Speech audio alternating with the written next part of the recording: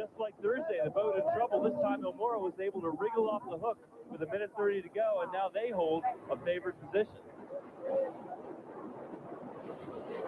not going to have it. They go to each other. Yeah, only good picture. Okay, plenty of us,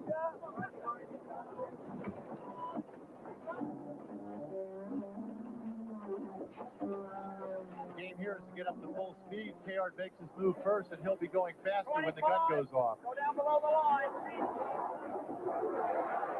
20. 17. 14. 13.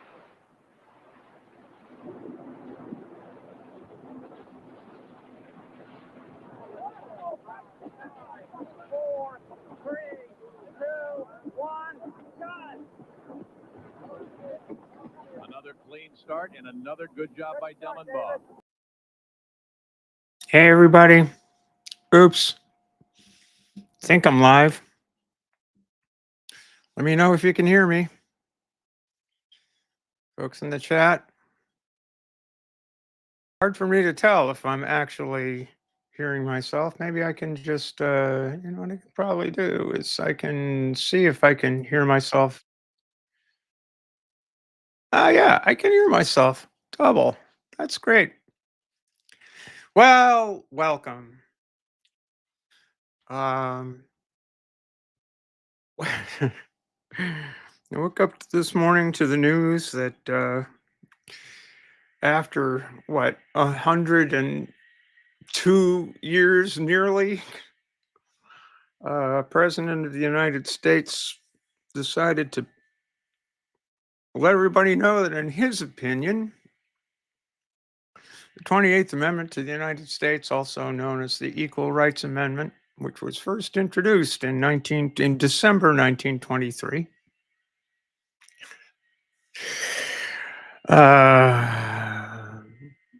was the law of the land.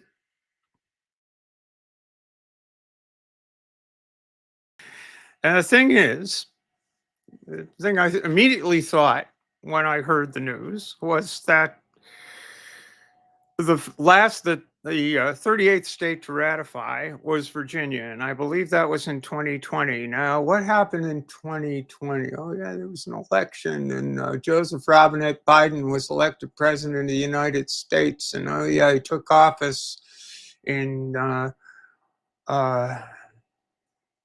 January of 2021, I believe, and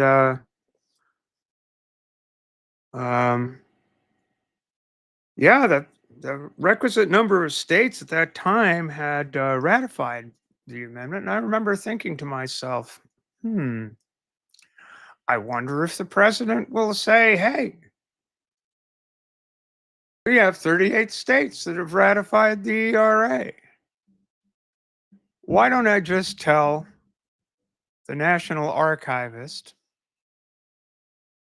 to add it to the books and see where it goes? Be a daring gambit, wouldn't it? To be adventurous and, stand for something. Put it on the radar, as they say. Run it up the flagpole.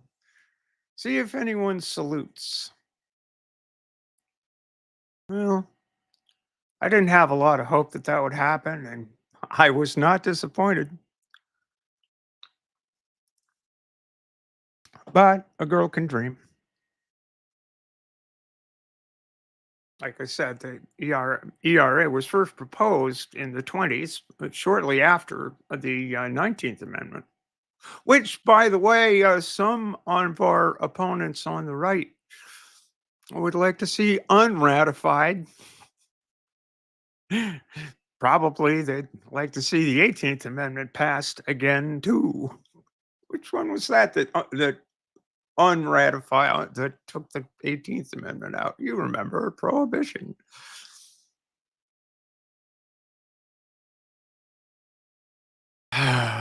So where was I? Oh, yeah. Well, 1923. It was introduced in Congress, didn't really go anywhere. It would, every year there was agitation. The New Deal didn't like it very much. New Deal didn't like it very much at all. Um, because two things. Two things. The labor movement was opposed to it.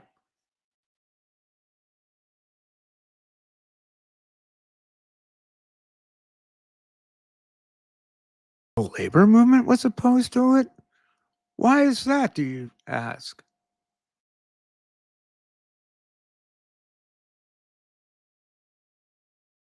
I don't know, if you think back to the leaders of the labor movement, you might be able to work out the answer for yourself.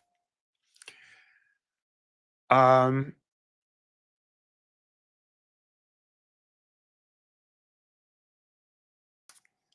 Most of the labor movement, with the exception of the ILGWU, those of you who don't know, that's the International Ladies Garment Workers Union.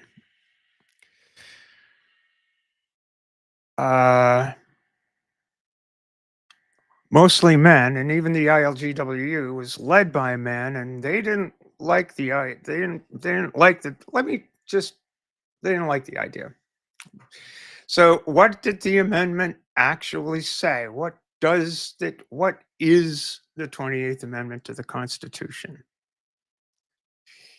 The 28th Amendment to the Constitution reads as follows: Equality of rights under the law shall not be denied or abridged by the United States or by any state on account of sex.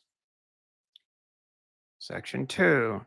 The Congress shall have the power to enforce by appropriate legislation the provisions of this article. Section 3. This amendment shall take effect 2 years after the date of ratification. All right, so the 38th state ratified this amendment in 2020. It was Virginia, for those of you who were wondering. But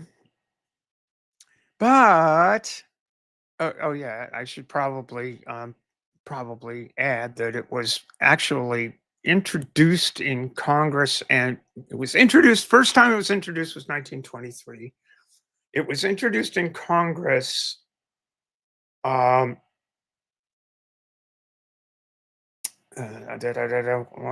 in 1970, I think, was it? Again, passed through Congress when why don't we go to the old Wikipedia? Here we go. Can you all read this shit? So we go through. Yep, here we go. They're telling us initial opposition from the New Deal Democrats. Oh dear, I have a thing going on here. League of Women Voters wants things.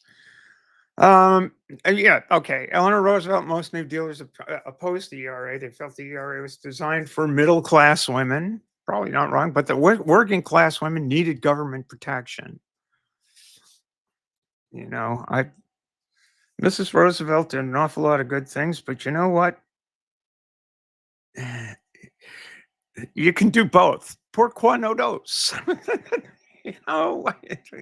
Pass the goddamn thing. ERO is also opposed by the AFL and other labor unions, which feared the amendment would invalidate protective labor legislation for women. I don't know where the ILGWU landed in this, and that would be an interesting thing to research. Okay. Okay, now here's an interesting turn of a phrase. At the 1944 Democratic National Convention, the Democrats made the divisive step of including the ERA in their platform, but this was a hotly contested change not reflected in later party platforms. Interesting. as presidential candidate. Let's see. A proposal and 1960 convention. But okay, but wait.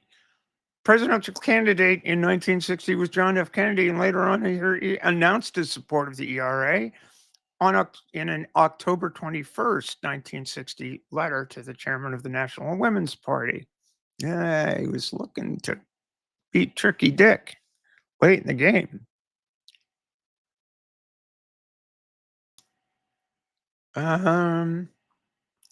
When Kennedy was elected, he made Esther Peterson the highest-ranking woman in his administration as an assistant secretary of labor. Well, boy, it's great that we've got P.M. Bondi coming in. That's good progress for women.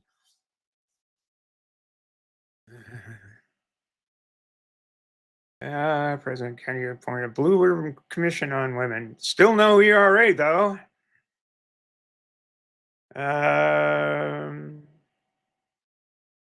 Now we've got second wave feminism. New women's movement gained ground in later 60s with Betty Friedan, famous transphobe Betty Friedan, but The Feminine Mystique, she did. It's a good book. Formed by Kennedy's National Congress. The frustration over women's social and economic status and anger over the lack of opportunity in the Equal Employment Opportunity Commission enforcement of the Equal Pay Act and Title VII of the Civil Rights Act in June 1966. Betty Friedan, frustrated with the lack of government action in enforcing Title VII. There you go, Eleanor. You know, the women need government protection, except the government never steps up. By the way, on the thumbnail, this is I shamelessly copied this photograph of Shirley Chisholm, who pushed hard to get Congress to pass the ERA.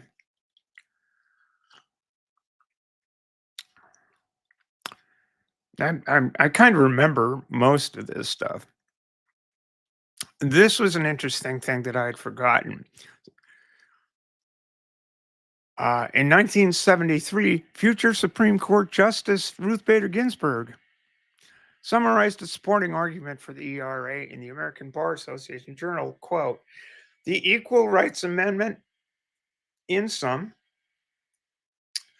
would dedicate the nation to a new view of the rights and responsibilities of men and women. It firmly rejects sharp legislative lines between the sexes as constitutionally tolerable. Instead, it looks towards a legal system in which each person would be judged on the basis of individual merit and not on the basis of an unalterable trait of birth that bears no necessary relationship to need or ability."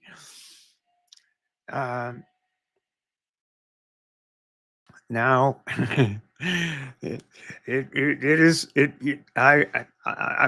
there is a gender crit monitoring this stream, they'll probably clip Ruth Bader Ginsburg's framing there, which I find really interesting. Instead, it looks towards the legal system in which each person will be judged on the basis of individual merit and not on the basis of an unalterable trait of birth that bears no necessary relationship to need or ability.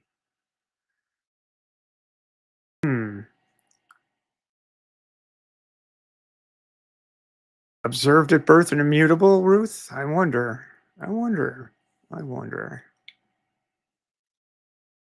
See, it goes to show how things can change, how ideas can change. I don't think that Ms. Ginsburg, in her later years, held quite so tightly onto that, but I might be wrong. Don't know. So, yeah, ERA 1978. Boy, this did take a long time. 1982. Now sponsored National Organization for Women. That's now. I remember now quite fondly. We're talking 82. We're talking the Reagan years now, right?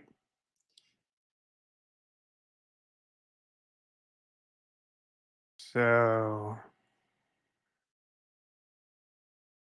and here we go. We're coming into, okay, we've got the ERA's been so supported by several Republican women. Florence Dwyer, Jill Ruckelshaus. Ruckelshaus was, oh God, what's she was a deputy attorney general.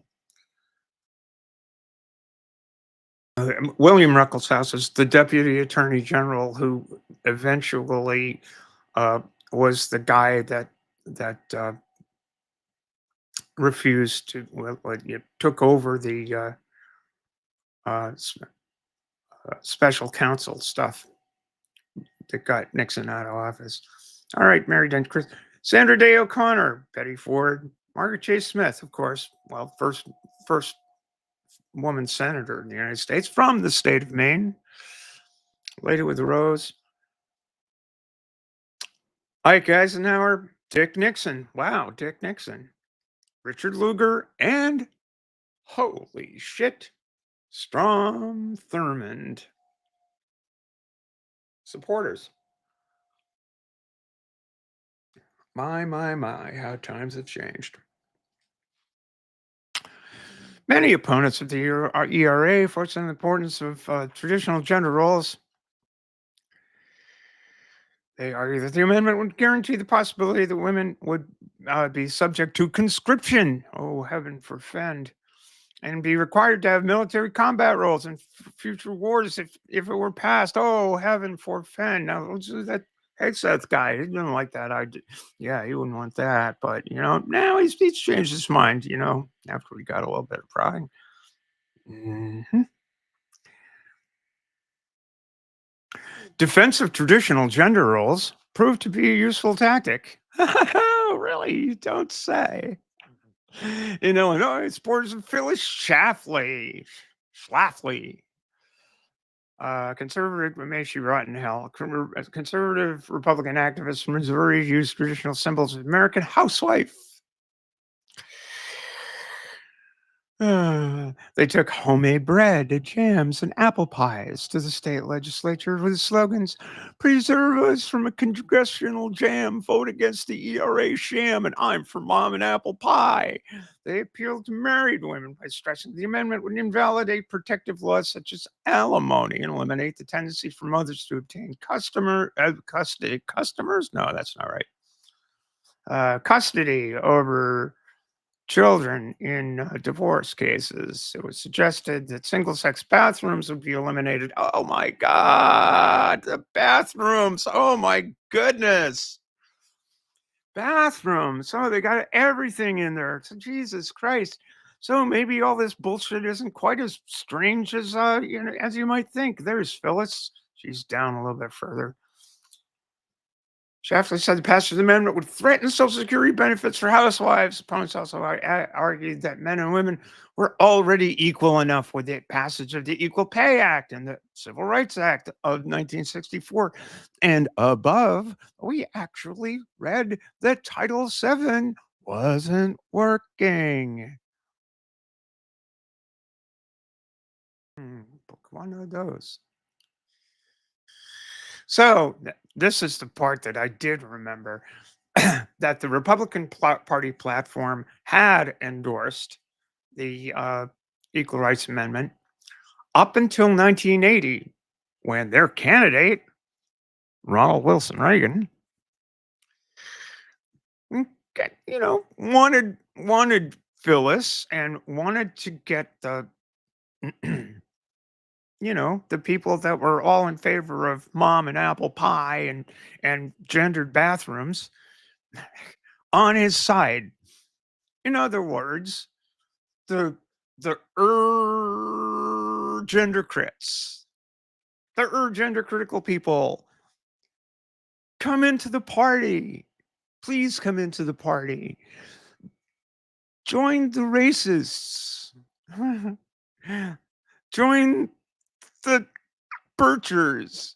Join the other shit show, other shitheads. Oh yeah, by the way, join all the homophobic people, because you know what, we don't want any of those folks around. because they're diseased, and you can catch the disease from the toilets, and yeah, and if you do that, so who knows? And what about the if we let them be coaches and stuff? What will happen? You see how all this stuff blends together? It has done over the course of my entire lifetime, and definitely yours. What's funny is the fact that it's blended together over my entire lifetime says a whole fucking lot.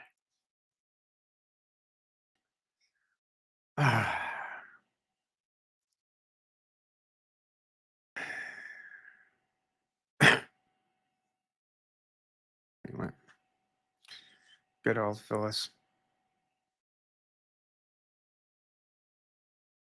Phyllis Schlafly was a key player in the defeat. Political scientist Jane Mansbridge, in her History of the ERA, argues that the draft issue was the single most powerful argument used by Schlafly and the other opponents to defeat the ERA. I always keep saying IRA. Maybe it's because I feel like throwing them. Never mind, I won't say that. An Irish car bomb or something. I would like an Irish car bomb right about now. Very, very, very wonderful drink. It's you take Guinness, you take a stout, and you dump and you take a shot glass, pour a pint of stout, and then you take a shot glass, fill it with Irish cream whiskey, drop it into the stout. It goes and drink it. It tastes just like a chocolate milkshake. It's really good.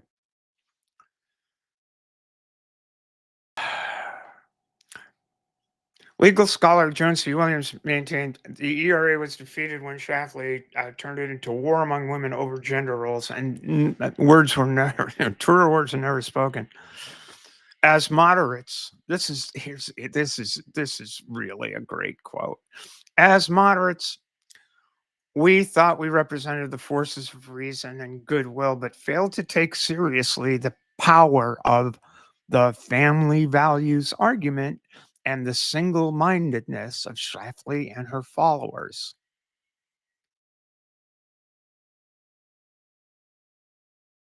The ERA's defeat seriously damaged the women's movement, destroying its momentum and its potential to foment social change. Eventually, this resulted in feminist dissatisfaction with the Republican Party, giving the Democrats a new source of strength that, when combined with overwhelming minority support, helped elect Bill Clinton to the presidency in 1992 and again in 1992 and again in 1996. And that's true. And the Democrats squandered it. I mean, fuck. So we'll cycle back to the beginning of the stream when I said, Virginia was the 38th state to ratify.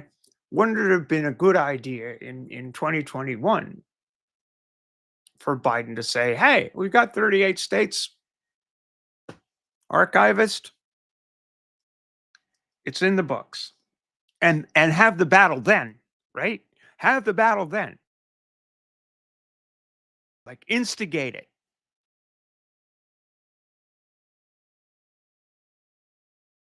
Instigate the battle then.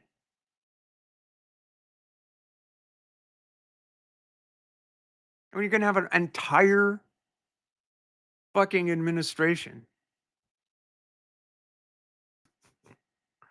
to work this stuff out.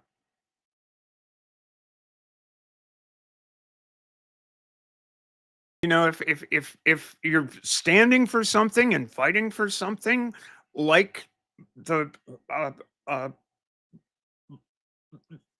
rather than being reactive,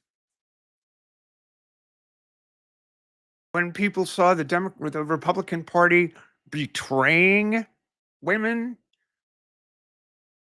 it led to Bill Clinton being elected twice.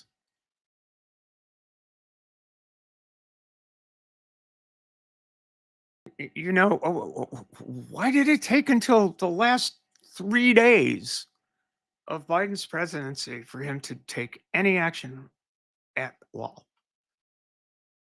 This is what I mean. You've got to show some effing spine here. By the way, this is the first time I've ever had the little chat widget thing on here, and I realized that if I'm going to do that, it's going to need a little bit of adjusting. But anyway.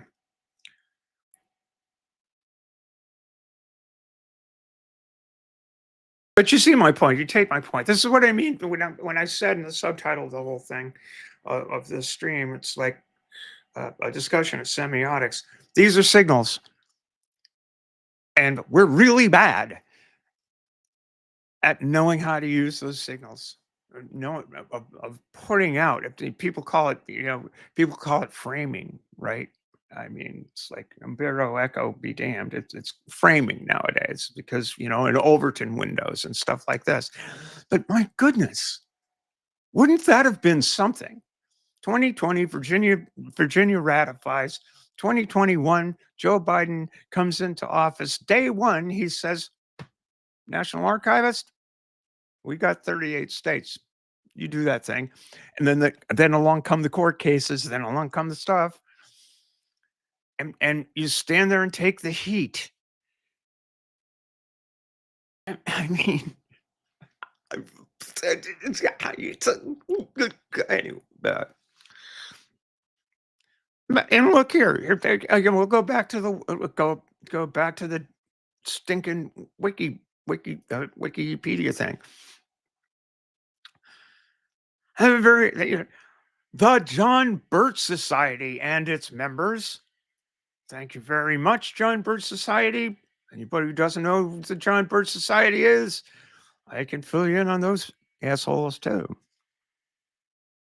John Birch Society, by the way, one of the big wigs in the John Birch Society was a fellow by the name of Ezra Taft Benson, who was Ike Eisenhower's Secretary of the Treasury, who was I believe he was president of the Mormon Church for a bit. He was certainly a member of the 12, the Quorum of the 12 Apostles, in case little Mormon-esque shit going on there.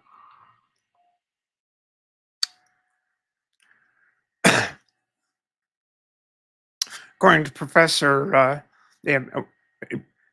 John Birch and its members organized opposition to the ERA in multiple states. Let me think: Utah, Idaho, the usual suspects. Arizona. According to Professor Edward H. Miller, the group played a key role in addition to Schlafly, in preventing the amendment's ratification. Many ERA supporters blame their defeat on special interest forces, including especially the insurance industry. The insurance industry and conservative organizations suggested they had funded an opposition that subverted the democratic process and the will of the pro-ERA majority. Such supporters argue that while the public face of the anti-ERA movement was Phyllis Schlafly and her Stop ERA organization, there were other important groups in the opposition as well, such as the powerful National Council of Catholic Women. Labor feminist citation needed. Yeah, definitely citation needed there. And until 1973, the AFL-CIO.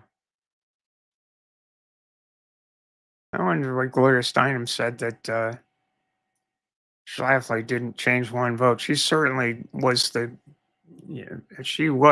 poster child. Opposition to the amendment was particularly high among religious conservatives who argued that this is just what a difference it would have made for Joseph Robinette Biden to take up this fucking issue on the first day of his presidency.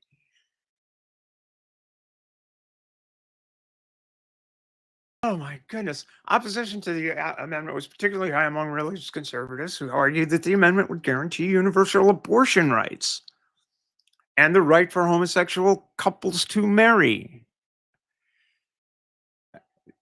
Chichlow and Trechecki say the anti-ERA movement was based on strong backing among Southern whites, evangelical Christians, members of the Church of Jesus Christ of Latter-day Saints, cue Ezra Has Benson again there,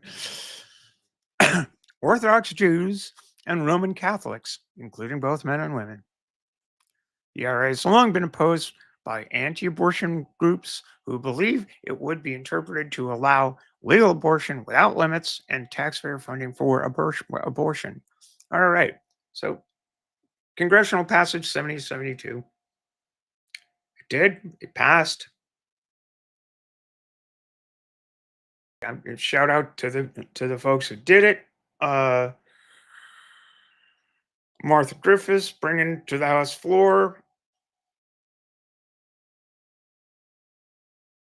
Birch Bayh in the Senate.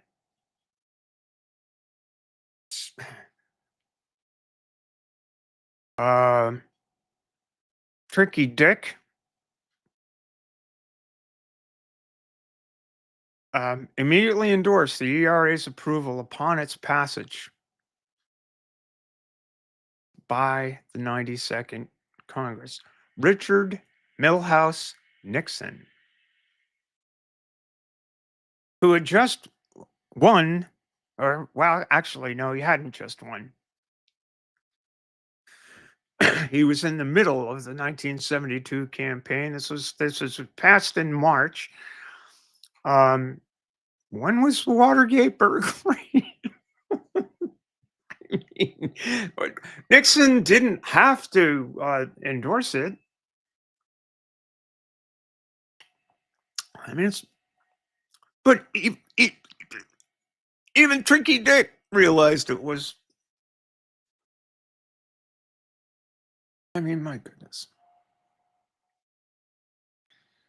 So, March 22nd, 1972, the ERA was released to the states. Now you need 3/4 of the states, 38. A majority ratified within a year. But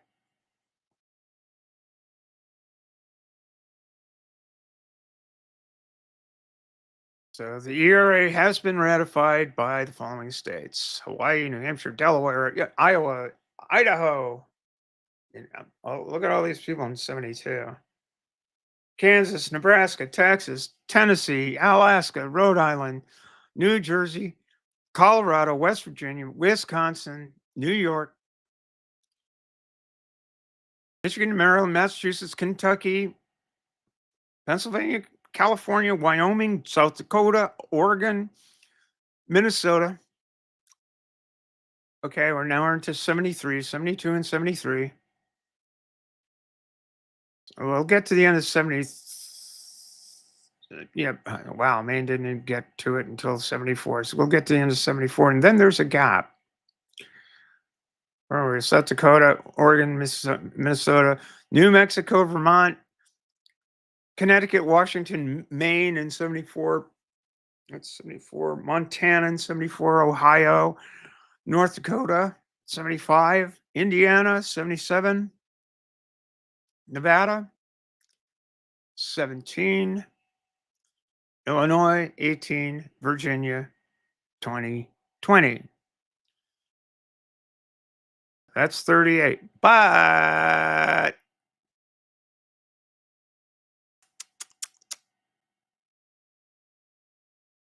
yeah, two things.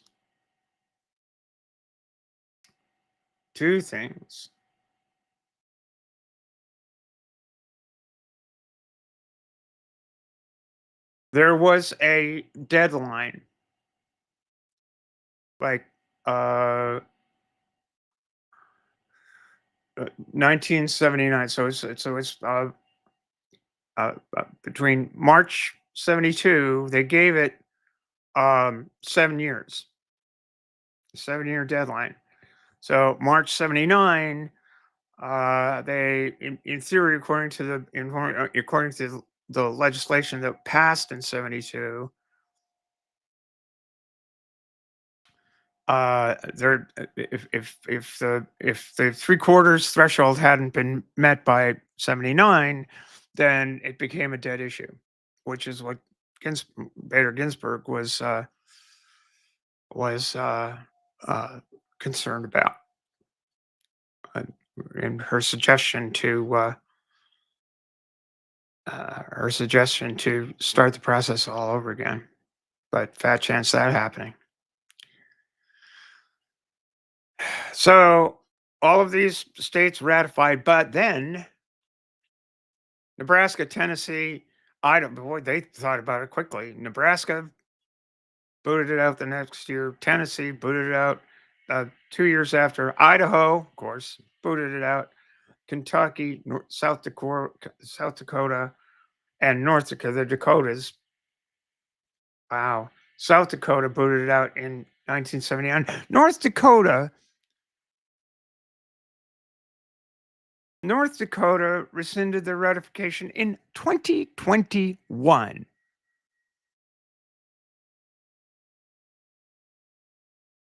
The, the, the,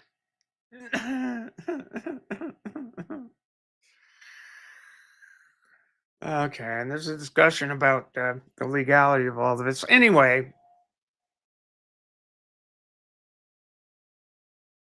I haven't been watching the side chat very much. Anyway, do you see how this whole thing, and particularly Biden's? Yeah, I just have to wonder.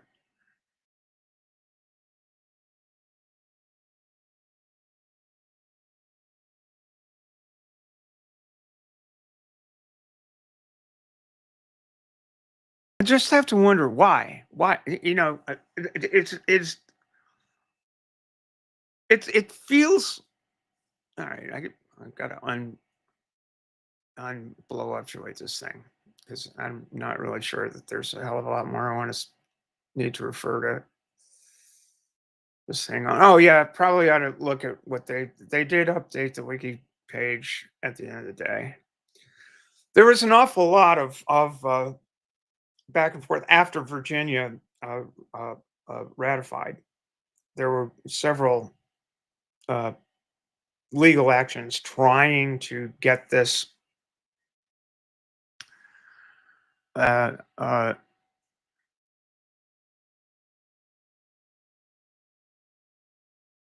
trying to get this undone. Kentucky raid. Oh my goodness. Well.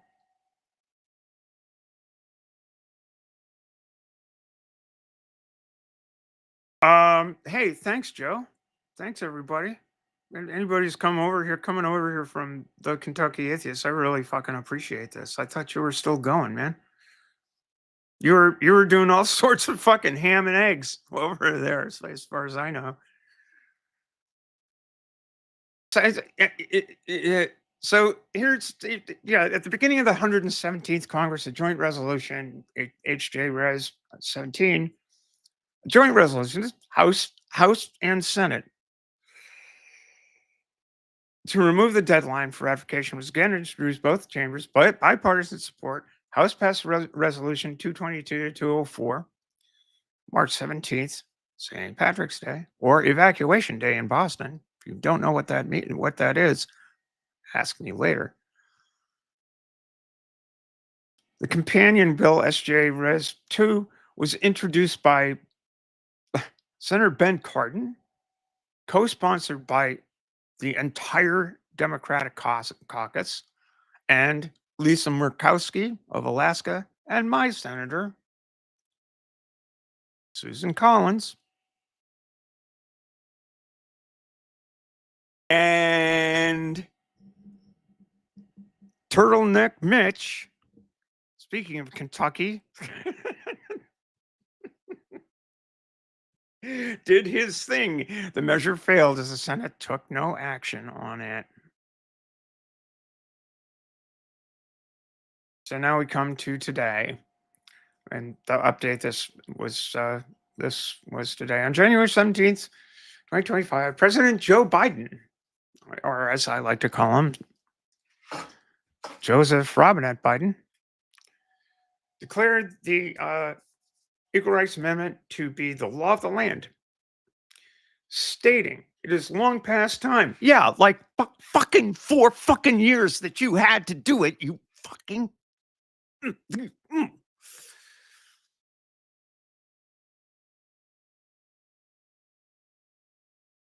Honest to Christ, stating it is long past time to recognize the will of the American people in keeping with my oath and duty to the Constitution and country. Where was it in 2021, Joe? I affirm what I believe and what 3/4 of the states have ratified. The 28th Amendment is the law of the land, guaranteeing all Americans equal rights and protections under the law, regardless of their sex. The Declaration has no formal effect, however, and the National Archives has said they do not intend to certify the amendment as part of the Constitution, citing established legal, judicial, and procedural decisions.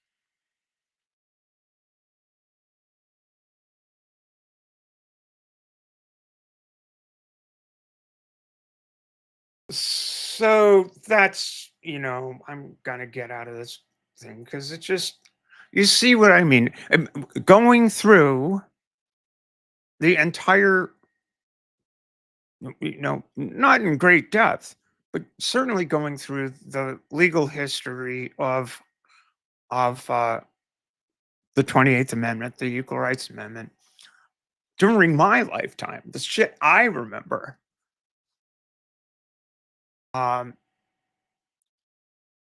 Maybe you can see why the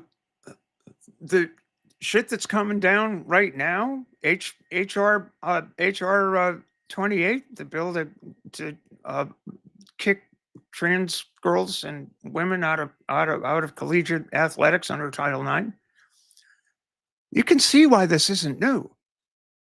You can see that's the same people doing the same shit over and over and over again, and they're trying to get back to that issue. They're gonna go after Title IX. They're gonna go after Title VII. They're gonna go after this stuff.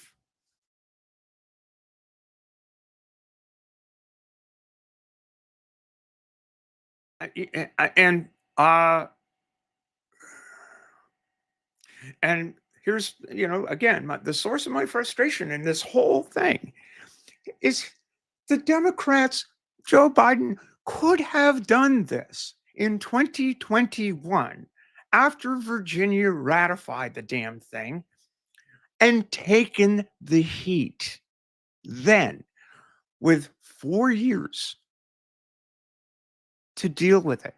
Seize the issue away from the people that keep bringing up this other bullshit and have something to run on.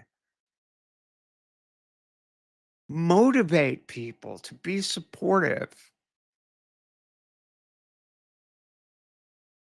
And I swear to God, if we don't start doing that sooner rather than later, we're so vastly fucked.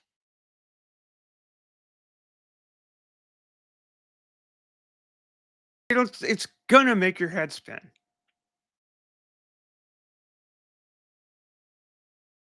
I'd like to be more optimistic, but I mean, I've got to see a little bit of change here in terms of people's willingness to get motivated and literally, if you haven't called your senator, if you haven't called your congressman about HR 28, which is whatever the hell the bill's going to be in the Senate, you've got to do it.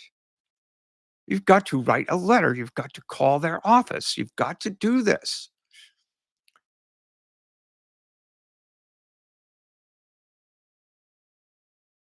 Because this is where this bullshit is going.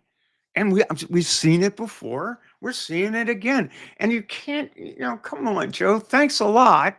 But where's this going to go? It's going to go nowhere. I mean, it's a nice sop, I guess, but it, more than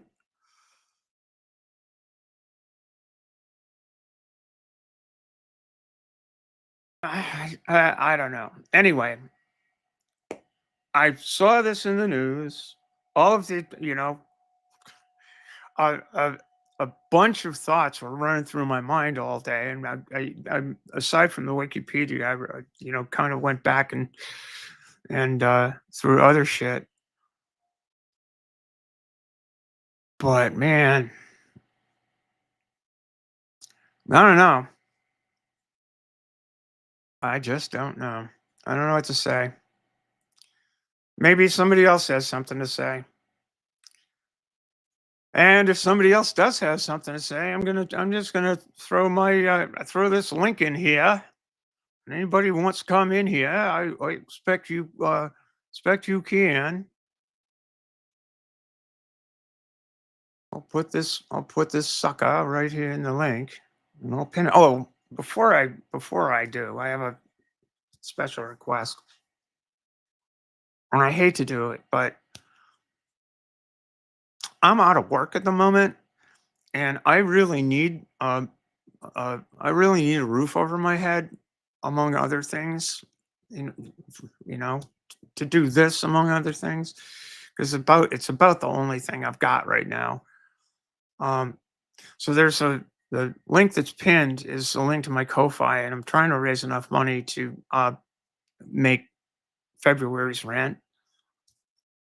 So if anybody's got a couple of shekels, I'd really, really, really, really appreciate you pitching in, because it really fucking sucks right now, and I'm scared shitless.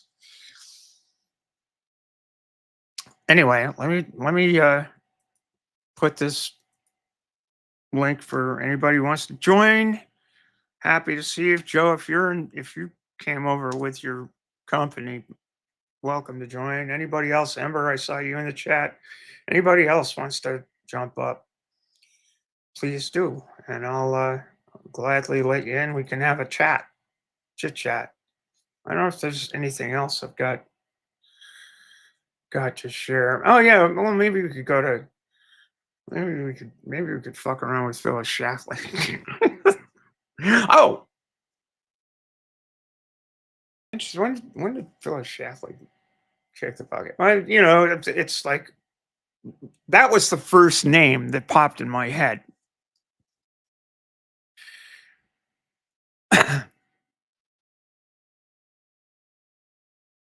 Dave, how are you? I just tapped the link in there. Anybody wants to join, please feel free. If you missed it, I've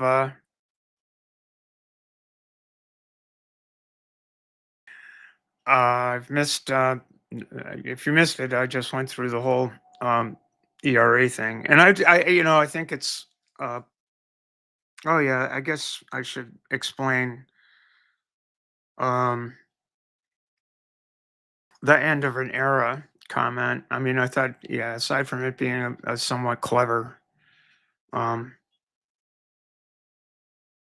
turn of a phrase, I kind of do think it's the end of an era, because this era's got to end. This era of lying down for people, for being manipulated, being stupid, being Saul Alinsky by the other side. I mean, if anybody who doesn't know who Saul Alinsky is, you really ought to read Rules for Radicals, because guess what? And by their own admission, the right has been using Saul Alinsky's handbook for the left, against the left, for a good 30 years. No shit.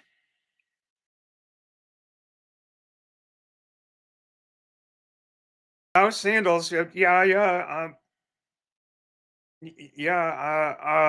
David Lynch. That's the man was The man was quite a good guy. In a world of famous people who turned out to be shits, he was a famous person who turned out to be a really genuinely good guy. And he was 86, I think, when he passed away. But did a lot of good and put a lot of good shit out there. Yeah. But yeah, there's an off topic, but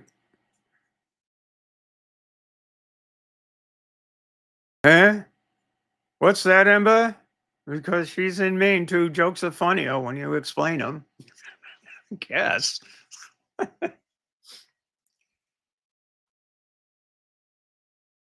Yeah.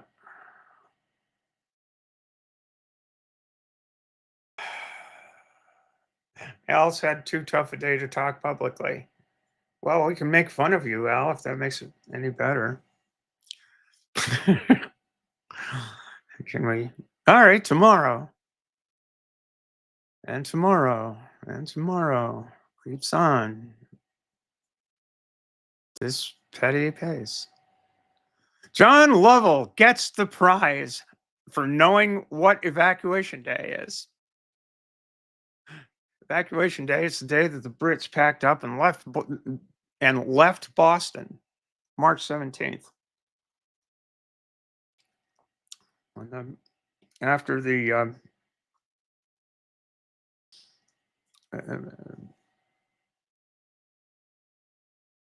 after they were surrounded by the cannon that John Knox brought back from Fort Ticonderoga, found themselves in an untenable position on this little almost island.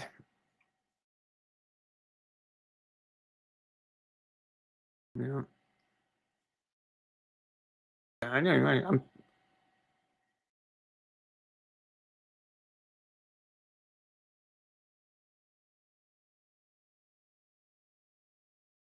I don't know. Anybody wants to come on? I'm here. All right. Joe says he's going to join. Dave, you're welcome. As well. Ember, of course. Anybody who wants to join the stream, please come on in. Hey, Jess. Good to see you.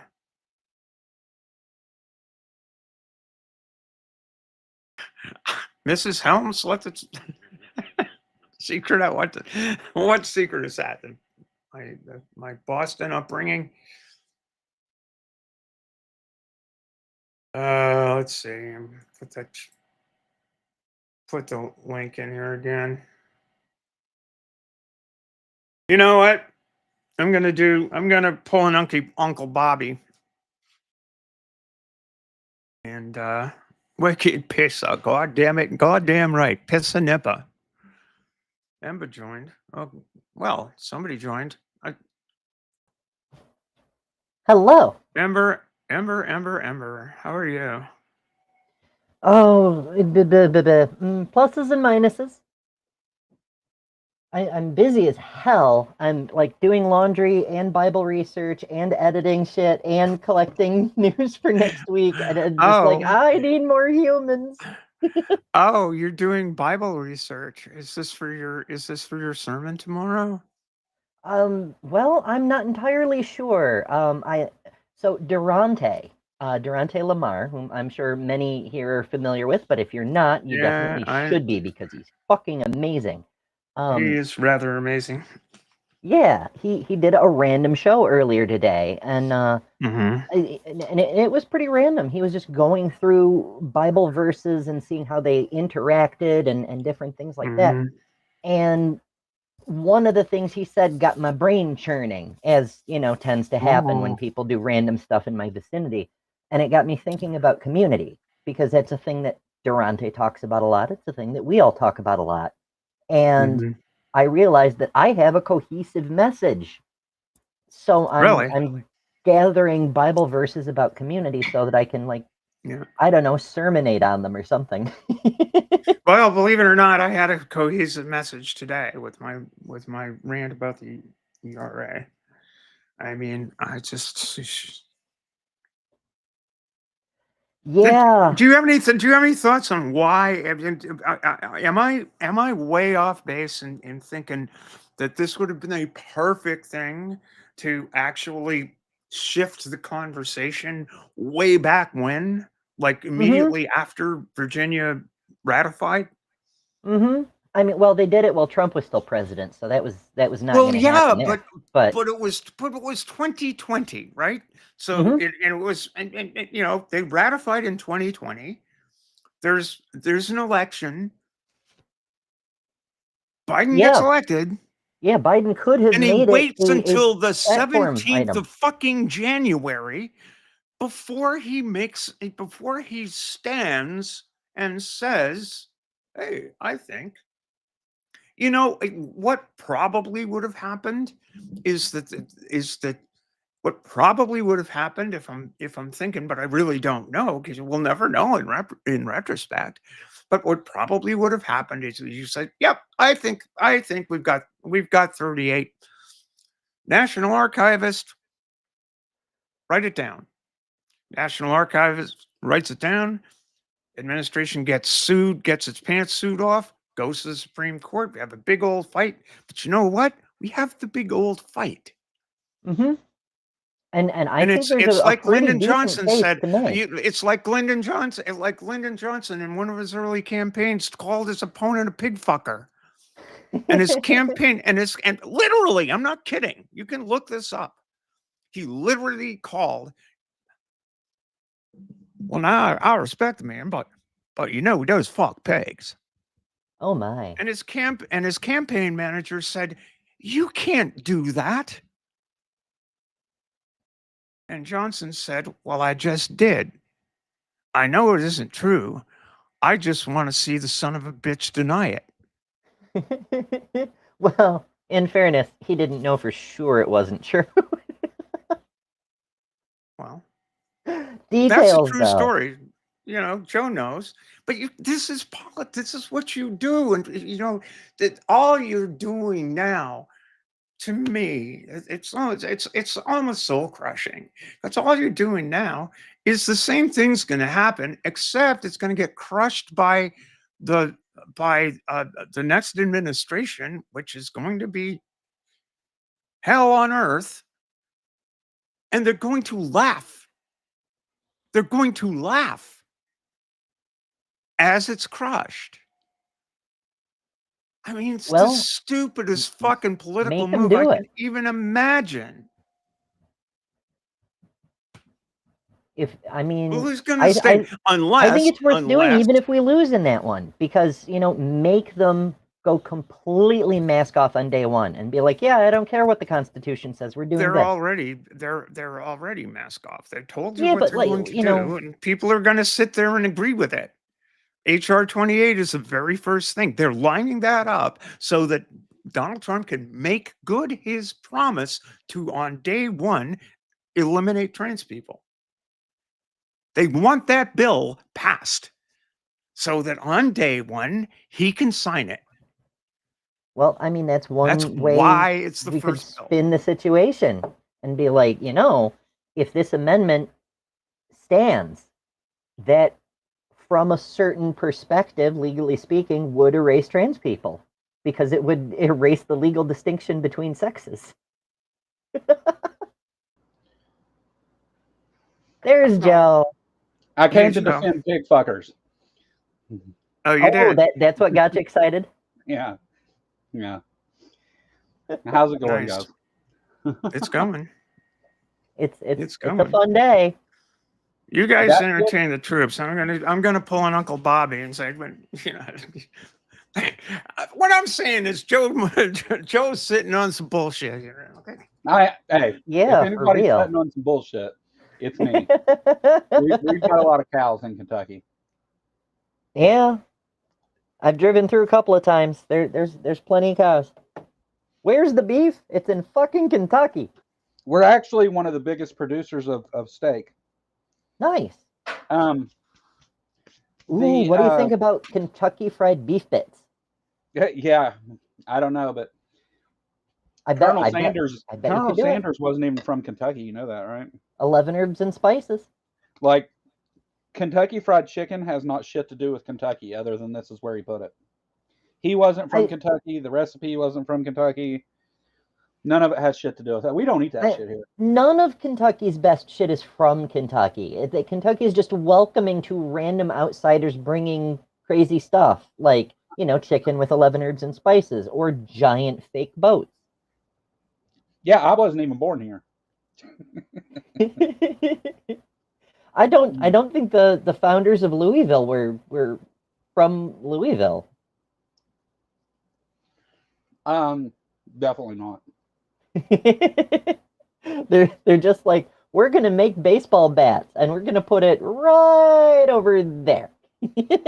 Right. Yeah. I mean, hell, they were probably from fucking Ohio.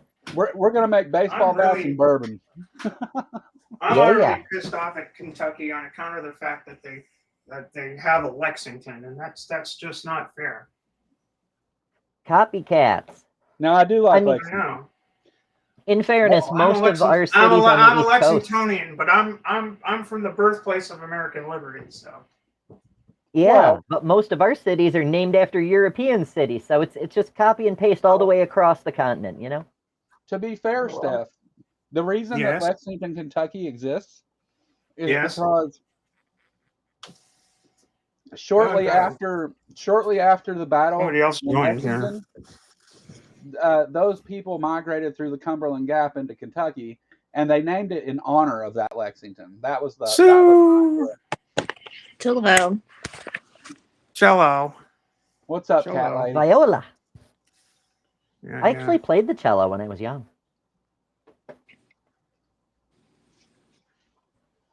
Random, but that's the second time today it came up. Chris at the damn show mentioned that. How young were you, and how did you reach all the way down there? What? It was in elementary school. I played for 3 or 4 years, and then there was a weird thing with my teacher. It just really. I had a weird. It's a whole fucking deal. Why cello though, Amber? Why not? They didn't say, hey, why don't you start with violin, which is what they told me. Actually, I wanted to play the viola because I'm a sucker for violin. So did I. But my even in elementary school, my fingers were too fucking big. I could not hit just one string. They're like, you need a bigger instrument. You have to play something larger. So I grew up in Kentucky, and like all good white trash, I learned to play the electric guitar in Freebird. They wouldn't let us play guitar until 7th grade.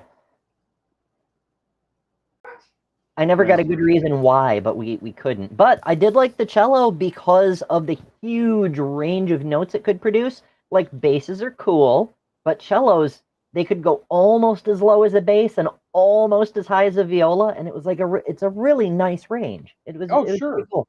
I mean, it's John. It's got a huge range.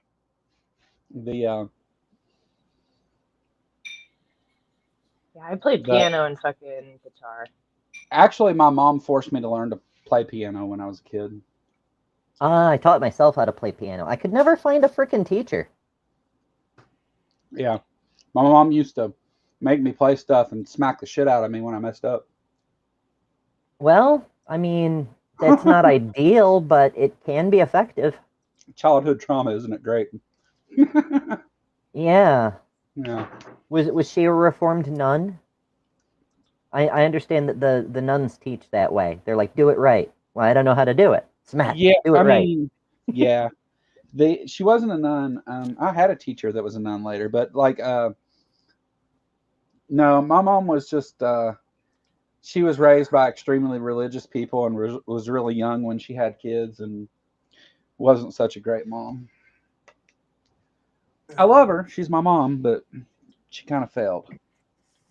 Yeah, considering I raised myself for my teenage years. So, Joe, I'll have to catch up with your ham stream from earlier. How did that go? Yeah, you both went live at the same time. Yeah, Well, it was. I had no idea. I just had a thing, and it's Oh, like, I know, do this. and it's cool. It's there. People can watch it later. No big deal. It went good. I mean, Ken Ham releases a video every week, and they're really short videos, so Jess and I can cover them in like 20, 30 minutes. Yeah, that kind of ham. Yeah, spoiled ham. Yeah, pig fucker. I mean, well, wait a minute. Pig fucker. That's a completely different.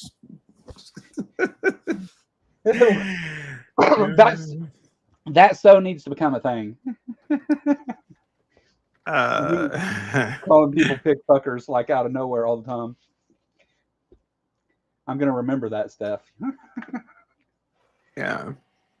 So the thing with the pig fucker comment though, yeah, that was actually important because they used it to set up what the rules of elections were, because they said like you can't do that, you can't. Yeah.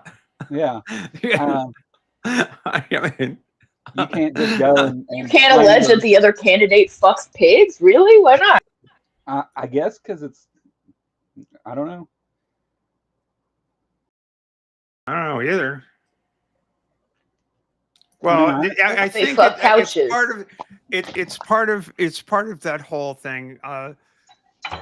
I'm so and so, and I approve this message. I don't think Lyndon would have been at all opposed to saying, "Yeah, I'm Lyndon Johnson, and I approve this message." Yeah, the guy's a pig fucker. Lyndon Johnson was wild though. Like he's like known for always swinging his dick around, and yeah, apparently he had a 2-foot dick that he couldn't keep put up. And well, there's let me see if I can find this, because I think let me see if I can find this clip, because it's really funny. It's from the Johnson White House tapes. Is it when he's asking about his pants? Yeah. Yes. Good stuff. Let me see if I can find it, because it's really funny. It's like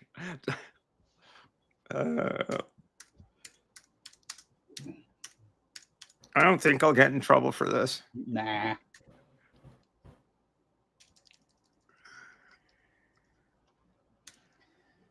Lyndon Johnson.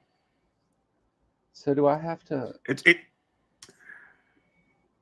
Do I have to open my YouTube to interact with the chat? Is that how that works? I don't know. I can interact with the chat in the chat room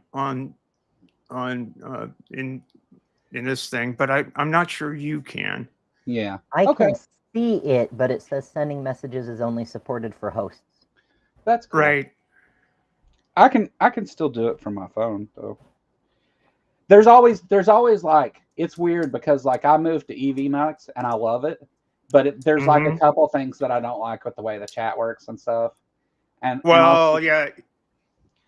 I wish when I removed messages too, it removed them from the on-screen chat, but unfortunately that's not a thing either. So, hey, how much does basic EVMux run?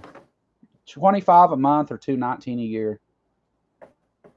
Okay, because I finally got around, since I didn't have any show scheduled. I finally canceled my StreamYard, and I'm considering options. EVMux, like if so, I really like it. I mean, there are obviously some ups and downs to it. I don't like some of the way that it interacts with my guests. Like that's caused a problem, but I have total control over what everything looks like, how it plays. I can put emojis on screen. I can make it look and do anything I want it to do. Like it's almost as good and functional as OBS. Like once you really get into digging, you can do anything you want to do. That's cool. I've been considering just doing straight from OBS, but I still don't know how the fuck to bring guests in. I can show you how to do that sometime if you want. I know how. Okay, they could be handy. Then I could just... I've got the scripts to hack the shit out of that too. All right, I'm going to yeah, this is the LBJ Presidential Library. I don't think I'm going to get in any trouble for this. So let me just share this. share this thing. If I do get in trouble, well, I get in trouble. But this channel's not monetized. What do I care? Tell him I did it. I'll tell him. I'll tell him Joe sent me. Yeah. I understand. Let's proceed. Also share tab. Yeah. Also share tab audio. Here we go. August 9th, 1964. LBJ orders some new Hagar pants. Here we go.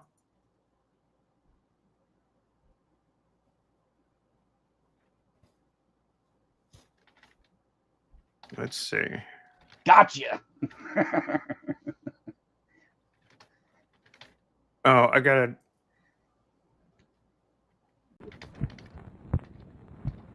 Go ahead, sir. Hello. Hello. Mr. Hager? Yes, it's Joe Hager. Joe, is your father the one that makes clothes? Yes, sir. We're all together. You all made me some real lightweight slacks that he just made up on his own, sent to me 3 or 4 months ago. It's a kind of a light brown and a light green, rather soft green and soft brown. And they're real lightweight. Now, I need about 6 pairs for summer wear.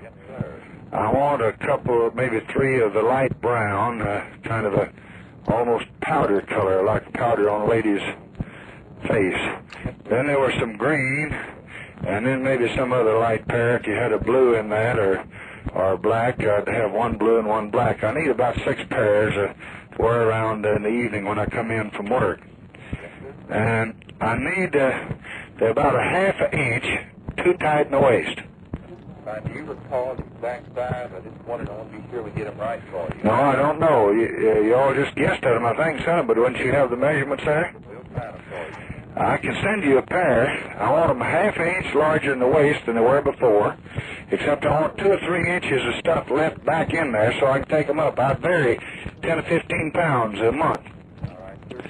So leave me at least 2.5 to 3 inches in the back where I can let them out or take them up, and make these 1/2 inch bigger in the waist. Make the pockets at least 1 inch longer. My money and my knife and everything fall out. Wait just a minute.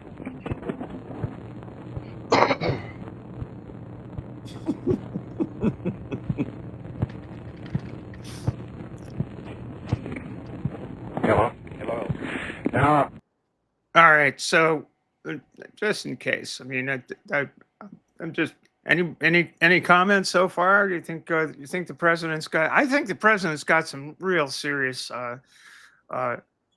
Yeah, he's got some serious needs as regards to pockets there. I think that I sympathize with that, but I wonder how if I wonder if you ever asked Lady Bird what she did about pockets. Yeah. He's very specific about how he wants these pants, which I guess when you're the president, you can have people. Go ahead. Yeah, I kind of think that he was pretty. He may have been this specific before he was president. Oh right, anyway. Yeah. The pockets, when you sit down in the chair, the knife and your money comes out. So I needed at least another inch in the pockets. Yeah. Now, another thing, the crotch down where your nuts hang is always a little too tight.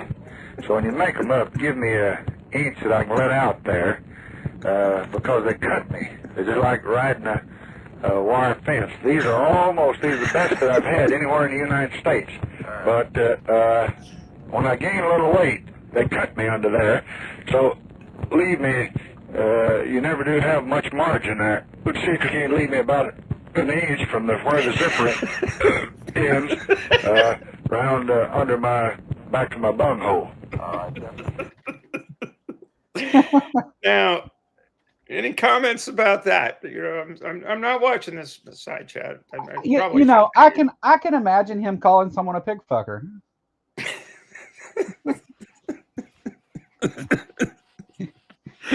Yeah, I mean, yeah, okay. I kind of respect the fact that he's, you hear that him just talking like a normal guy, I don't know, maybe not normal, but like him just being the redneck fella that he is.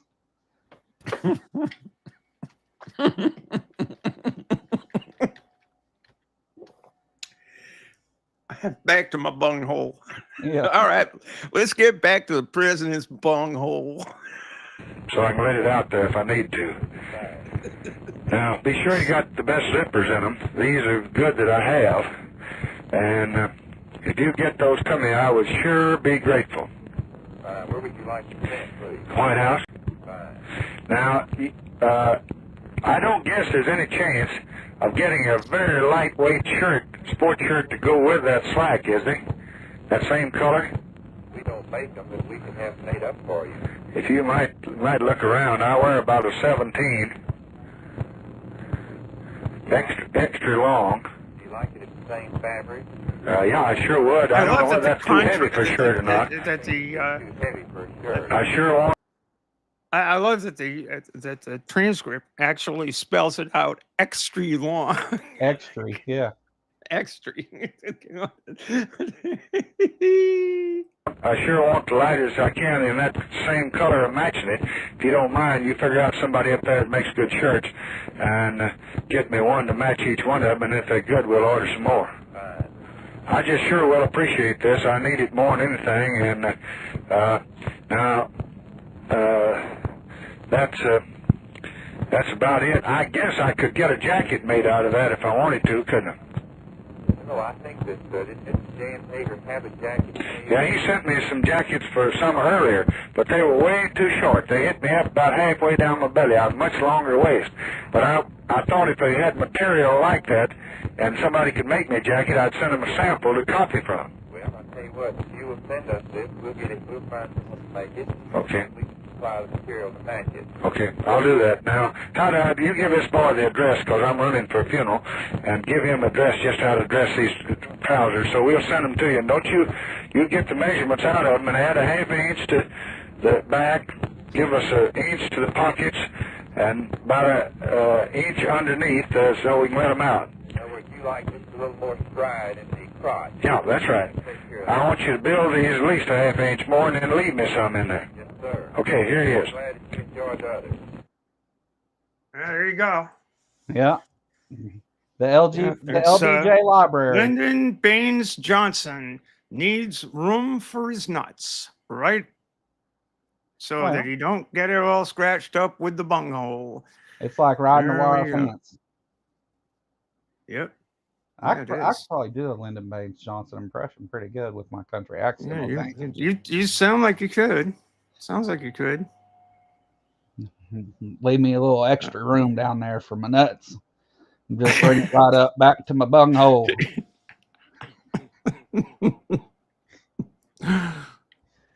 Your voice isn't gruff enough. Sorry. Yeah. I get that. Well, I sure do. Go ahead. No. You go ahead. No, I had nothing to say. You go ahead. Oh. Yeah. I get accused a lot of not having a manly voice. I don't know why. I don't know what that means really, but like. It means you don't have 2 foot long nuts. I do so. How do you know that? I'm joking. When I went to college out of state, and I came back and lived here again for some reason. And something that people would say to me is that, it's a weird thing to say, but people said to me that you talk like a homosexual, which I don't really understand that. And they said it while I was with my girlfriend, like we were there together.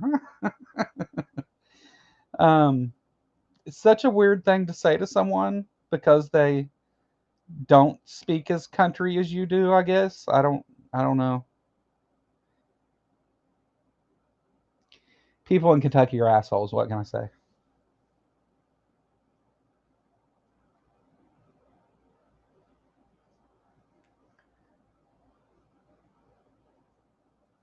There's a lot of assholes. All over the place. That's true. Okay, that gives me an idea. Assholes give you an idea? That gives me an idea. I think I'm going to have, perhaps as a feature on this channel, because it certainly wouldn't fit anywhere else, and I do think it would be unique on YouTube, a talk like a homosexual stream. Everybody's just going to sound like Buddy Cole. Serious. Everybody's going to sound like Buddy Cole. It'll be fabulous.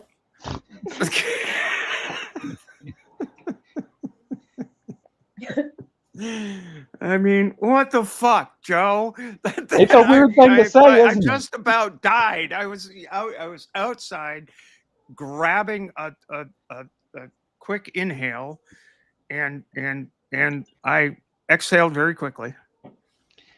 Yeah, I mean, don't get me wrong. I was just as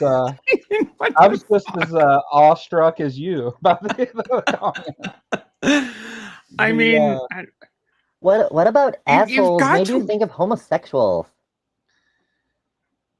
Homosexual. Wait, well, yeah. That also called to mind the episode where Mel Sislak invented the flaming Mo. Right. So I get that there's this like the accent thing that you're talking about there, but I don't understand. I don't understand how that. I don't know. I was confused by it. It's been said to me multiple times, and I was very confused. Me and Laura just stopped and just looked at each other like, "What the fuck? What a weirdo!" Yes, shall we, darling? Well, so what the fuck? So you can tell a difference between my accent and Robin's accent, right? Like Robin has much more of a country accent than I do. Yeah, hers is a lot thicker. Yep. And Robin, if you're out there driving, I hope you haven't driven off the road, because that was pretty funny. I mean, so I guess, and people talk like that here too. It's not just Robin on that part of the state. People here talk like that. I guess because I had to give a lot of public speeches in college. Well, several anyway, and so I kind of adjusted the way that I talked a little bit and started to pronounce my words a little better. And I try to stay away from because there's like the I thing with pa and I and la and all that, and instead, like if I catch it, I try to say I, like, and sometimes I guess whenever I pronounce my words, that sounds strange to all my cousins here in Kentucky. Apparently, there's a whole branch of linguistics that is devoted to the study of the North American gay man accent. Oh. Yeah. Really? Gay male speech, North American English. Linguists have attempted to isolate exactly what makes gay men's English distinct from that of other demographics since the early 20th century, typically by contrasting it with straight male speech or comparing it to female speech. I've been wondering that myself. Weird. Hey, I gotta shout out and thank you so much, Colossia, for your support. I really, really appreciate it. Colossia has been incredibly generous, and I really fucking appreciate this. And if you want to get on Stephanie's leaderboard, there's links scrolling through the chat. We could treat it like a sale race or something. I don't know. You don't even have to leave your name. You can just do it anonymously if you want. But maybe help if you can. That's what we do as a community, is try to help each other when we can, how we can, etc. Yeah. Wait, this is interesting. A 2006 study of gay men in the upper Midwestern American dialect region found that they tend to lower the trap vowel as well as the dress vowel. This linguistic phenomenon is normally associated with the California vowel shift and also reported in a Oh, study of gay speaker of California English itself. This Oh. study suggests that a California regional sound can be employed or intensified by gay American men for stylistic effect, including to evoke a fun or partier persona. This is actually like that's really. fucking crazy. Huh. It's, I don't know. Yeah, it's a dialect I've never really managed to nail down. I don't know. For some reason, it's harder to pick up than say, Elizabethan. I can say words. No, it's definitely not. If anything, I think there are so many actors and people that think they are nailing Elizabethan English that don't even know what early modern English sounds like, and they are trying to speak Old English or something. No, I think the obsession people have with Shakespeare. It's fascinating because in the grand scheme of things, he's not actually that good a writer, but because so many of his sonnets are in iambic pentameter, the fact that there's so many of them so well preserved works as a pretty helpful pronunciation guide for how Old English words, or well, Middle English, I suppose, words would be enunciated. I mean, he wasn't writing his plays for, like, I don't know. He was writing his plays for common motherfuckers to see in the Globe, so like it's only gonna be. I'm blown away. There's a couple of really anonymous contributions here, and Robin kicked in a little bit. Thank you so much, people. I really appreciate this. Fuck all. Yeah. One thing I do notice is that it seems like Gen Z, there's certain aspects of like heterosexual like pockets of Gen Z culture that are kind of affecting the same accent, and there's like certain strippers, OnlyFans models, like certain women also use the same like kind of. Really? Yeah, I noticed that. Well, remember the I think they called it the Mid-Atlantic accent that was popular in Hollywood films in the in the 30s, and sort of I think of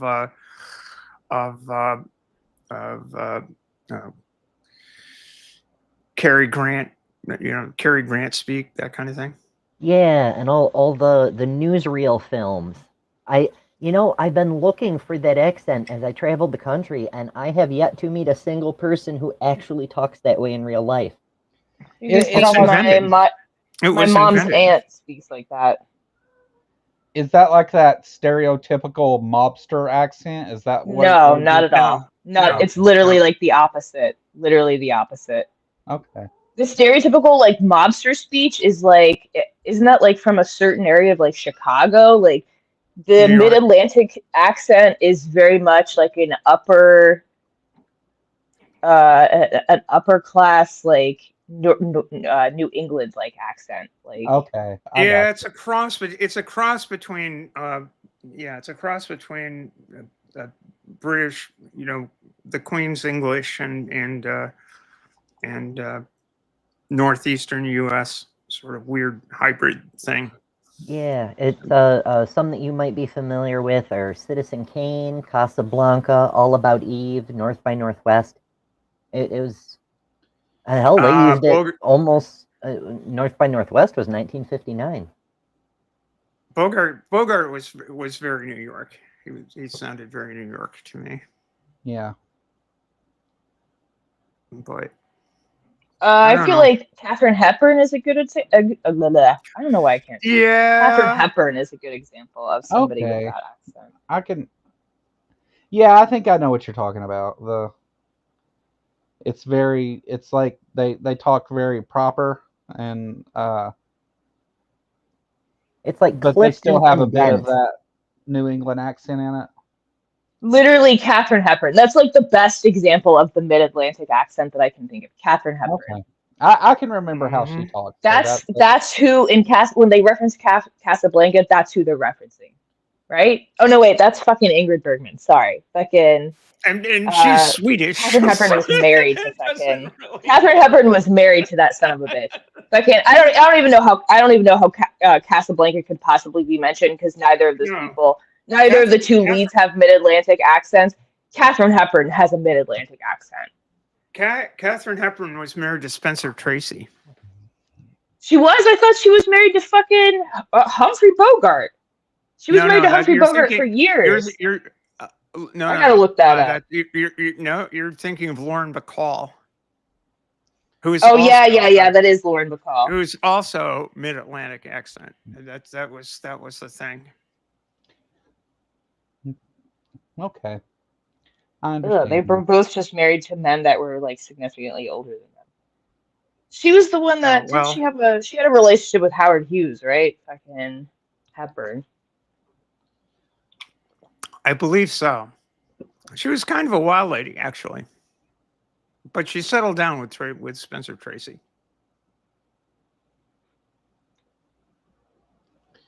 And she, apparently, some people call that the transatlantic accent. Well, maybe it is a transatlantic accent. I thought it was a mid-Atlantic accent, but maybe it's I've always heard that too. Accent. Yeah. Interesting. Yeah, it's all I found some examples. So last night, did you screen over at the line last night, Steph? Did I call screen? No, I did not. Okay. I ended up with a bunch of trolls came from there. I wish I could just no. Well, it wasn't last night. It wasn't last night. It was during the day. What? Yeah, like 6 o'clock yesterday. Right, and it was they were the assholes that were on they were on Takis, and they were all followers of this asshole by the name of Logan. Logan showed up. Huh? Logan showed up on my show. Yeah, there you go. And we laughed our ass. I played that. Maine does have a lot of timber. Jesus Christ, there, Jason and Jacoby. You certainly know your Maine. God damn it. Yes, you do. We have plenty of timber. We have all sorts of timber. Matter of fact, the state flag, we just changed our state flag, by the way, in case you was wondering. We changed our state flag. We used to have a sailor, and we had a lumberman on that state flag right there, on the state seal, right on flanking the state seal. And now we have a pine tree and a half moon. That's for that outhouse we got out here. Neat. Anyway, yeah, this Logan asshole called and we just I played. I went back and watched it. Bree and PC and me, we were over in Gather, and I played the entire thing, and catch that call because Arden just flayed this guy. Real asshole. Anyway, yeah. So I'm not. Yeah, so Logan from Kentucky. Yeah, that's the guy. Yeah, he's complete dink. Yeah, he showed up in mine with a derogatory. He just didn't want. He didn't want penises in the ladies' room. Yeah. He was very concerned about penises in the ladies' room. Focused in my chat too, for some reason. Was he really penis focused? Yeah. He's presidential material. Then he's kind of like Lyndon with the big Johnson and the enormous nuts. Somebody forgot to let the crotch out around his bunghole. Apparently. That's the. But yeah. What the fuck? Where do they get these people? Well, so I start the stream and I had somebody new that I hadn't, because I'm always looking for like other channels and stuff just to talk to people and see what they're about and whatever, I like to network with people and get people to meet other people. You know, I think it makes for better content overall. But anyway, I start the stream and I'm talking to him and we're just kind of just rambling back and forth, not really saying anything. And I see in my chat, in the side chat, I see some stuff start popping up, and I'm like, okay, well, fine. And the first one, like, I blocked it myself. I went over and just blocked it real quick, and I'm watching, and I knew that my mods were in the chat, so I knew they would handle it. Like it's it was Maya PC and me, and we were watching that thing, and we were trying to help. See, PC had this issue that she couldn't see. She had her iPhone was stuck on the top chat option, and she couldn't get to the live chat option. Otherwise, she would have gotten the troll be gone out, because she didn't see that series of bullshit. On the transpositions, my mod thing has been stuck on top and will not even give me the option to look at all. Like, there's no like fucking little thingy on the side to even. Are you using your phone? Yeah, but every other chat, it's fine. It's normal. Any other chat that I'm a mod in, the thing is normal, and I don't know why it's like that. PC's now saying in the side chat, still not fixed stuff. Don't know why. That's weird. Did you try a different browser on your phone? A browser on my phone? I'm using the app. Using the YouTube app. Yeah, don't use that. Try it in a browser and see if it does the same thing. I'm not gonna try it in a browser. That's not happening. I mean, I don't give a shit if you do or not. I'm just telling you ways to troubleshoot that is all. That's all. I don't care if you do it or not. Watch out. Who's going to bitch you out? Yeah, I know. Listen, the whole point of using my phone is I'm using the app. My computer is entirely dedicated to The Sims. But see, the apps aren't. All right, so they make a lot of changes to YouTube all the time. The last thing to get that is the apps. And the people that are making the apps are working on the apps are not the same people that's working on everything else. And so that's why I'm saying, like, it may be some update they've done to the HTML or whatever the hell it is they're using there. It's not even, I don't know what they're using, but whatever they're using there, it may just not be updated in that app, because that app actually runs off of a particular browser. I think it's Chrome based. That's why I'm saying if you load it up in a different browser and see if it does or doesn't have that problem, then you can see it might just be an update issue that'll be fixed here in a few days or whatever. That's all I was getting at.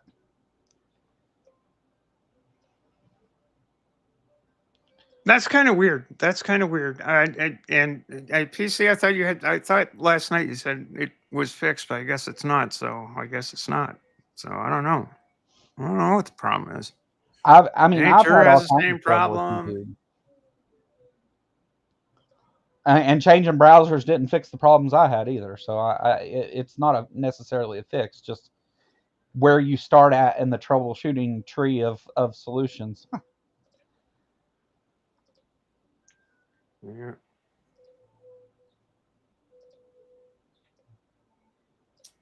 Well, fuck the troubleshooting tree. They need to just fix their shit. I agree 100%. Hey, look, thank you for subscribing. The Shaken Fist subscribe to my channel. All right. Look at that. You know what? Zach's a good fella. Boy, I like Zach.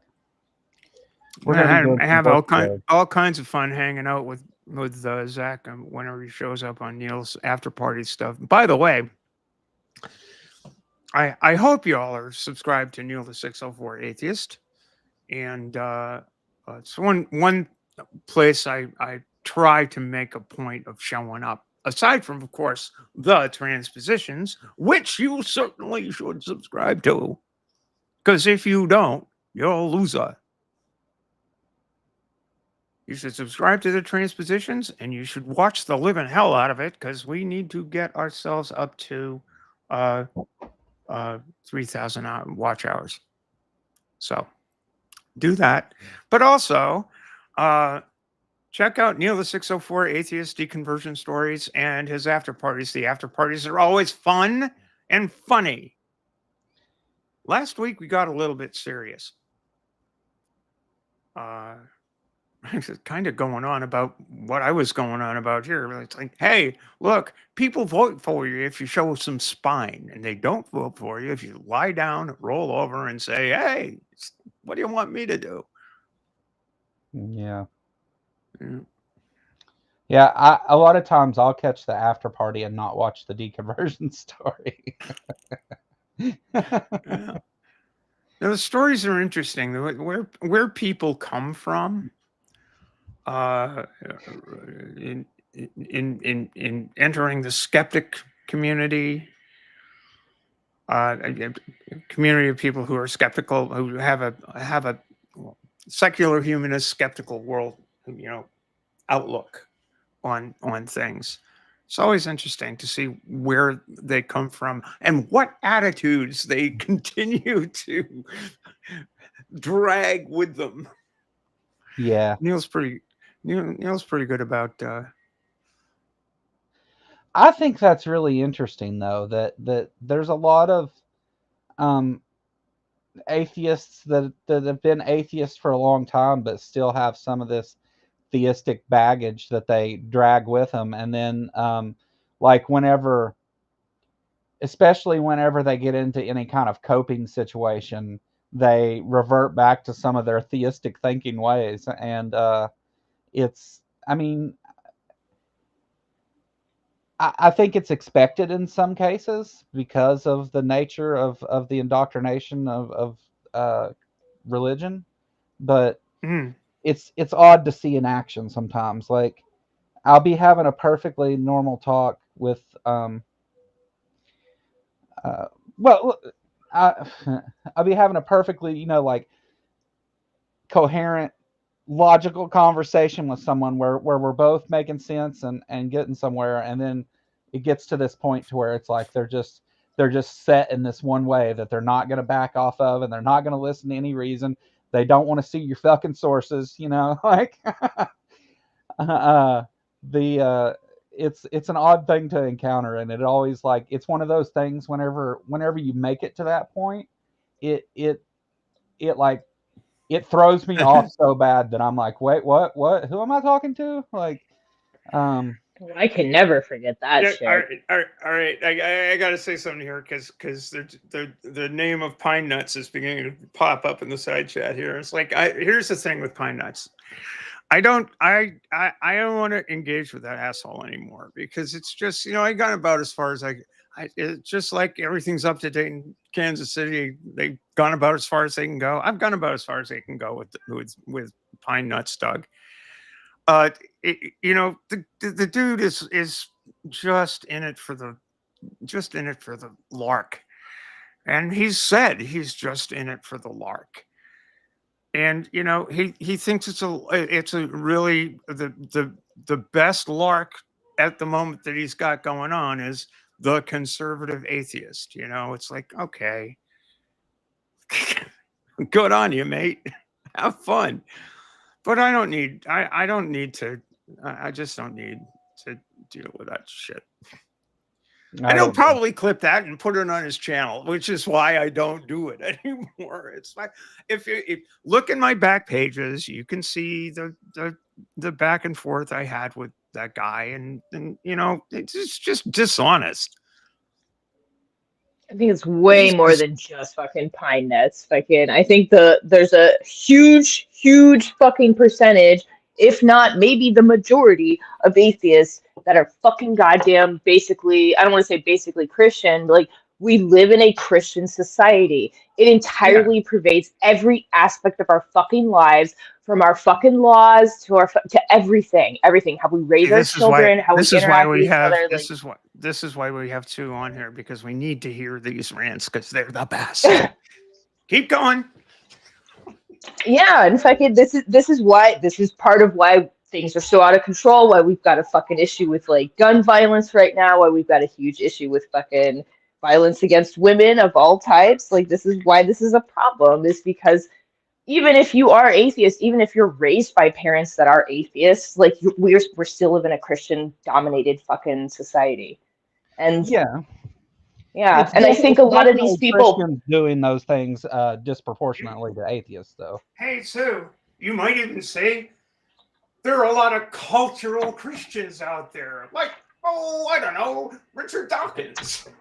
Absolutely, that's what I was about to get into. Is like, and I think a lot of them are absolutely fine with that because they don't want to. They don't want to have any type of brown culture or non-Christian culture, bitch. Like, I don't know, taking over essentially, and like, I don't know. I don't think that there's any difference between a Christian or an atheist when they're willing to vote basically the same way on the same type of issues. Like,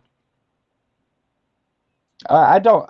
Well, I think that those two things, though, I think for the Christian that very much is relevant, but I think for the atheist that voting on those things isn't because of Christianity. I don't think it's relevant to that with the atheists that do that. you don't think that the 60% of white men that voted for fucking Donald Trump instead of Kamala Harris, you don't think that that's in any way dominated by Christian culture? You don't think that their misogyny and their racism is dominated by the fact that they grew up in a Christian society? No, I do. You think they would think the same way if they lived in a country where atheism is actually the norm, like maybe like the Netherlands? I don't think they would think the same way, or they would have voted the same way. I don't think they would either, because it's again what I agreed with you. I think you misunderstood what I was saying. I do agree with you that for the Christian, for the white Christians that did that those numbers fit that perfectly, and you're right. I think that that is true among those. But I'm not talking about white Christians. I'm talking about the 60% of white men that they are damn sure not all Christians. They almost all are, though. There's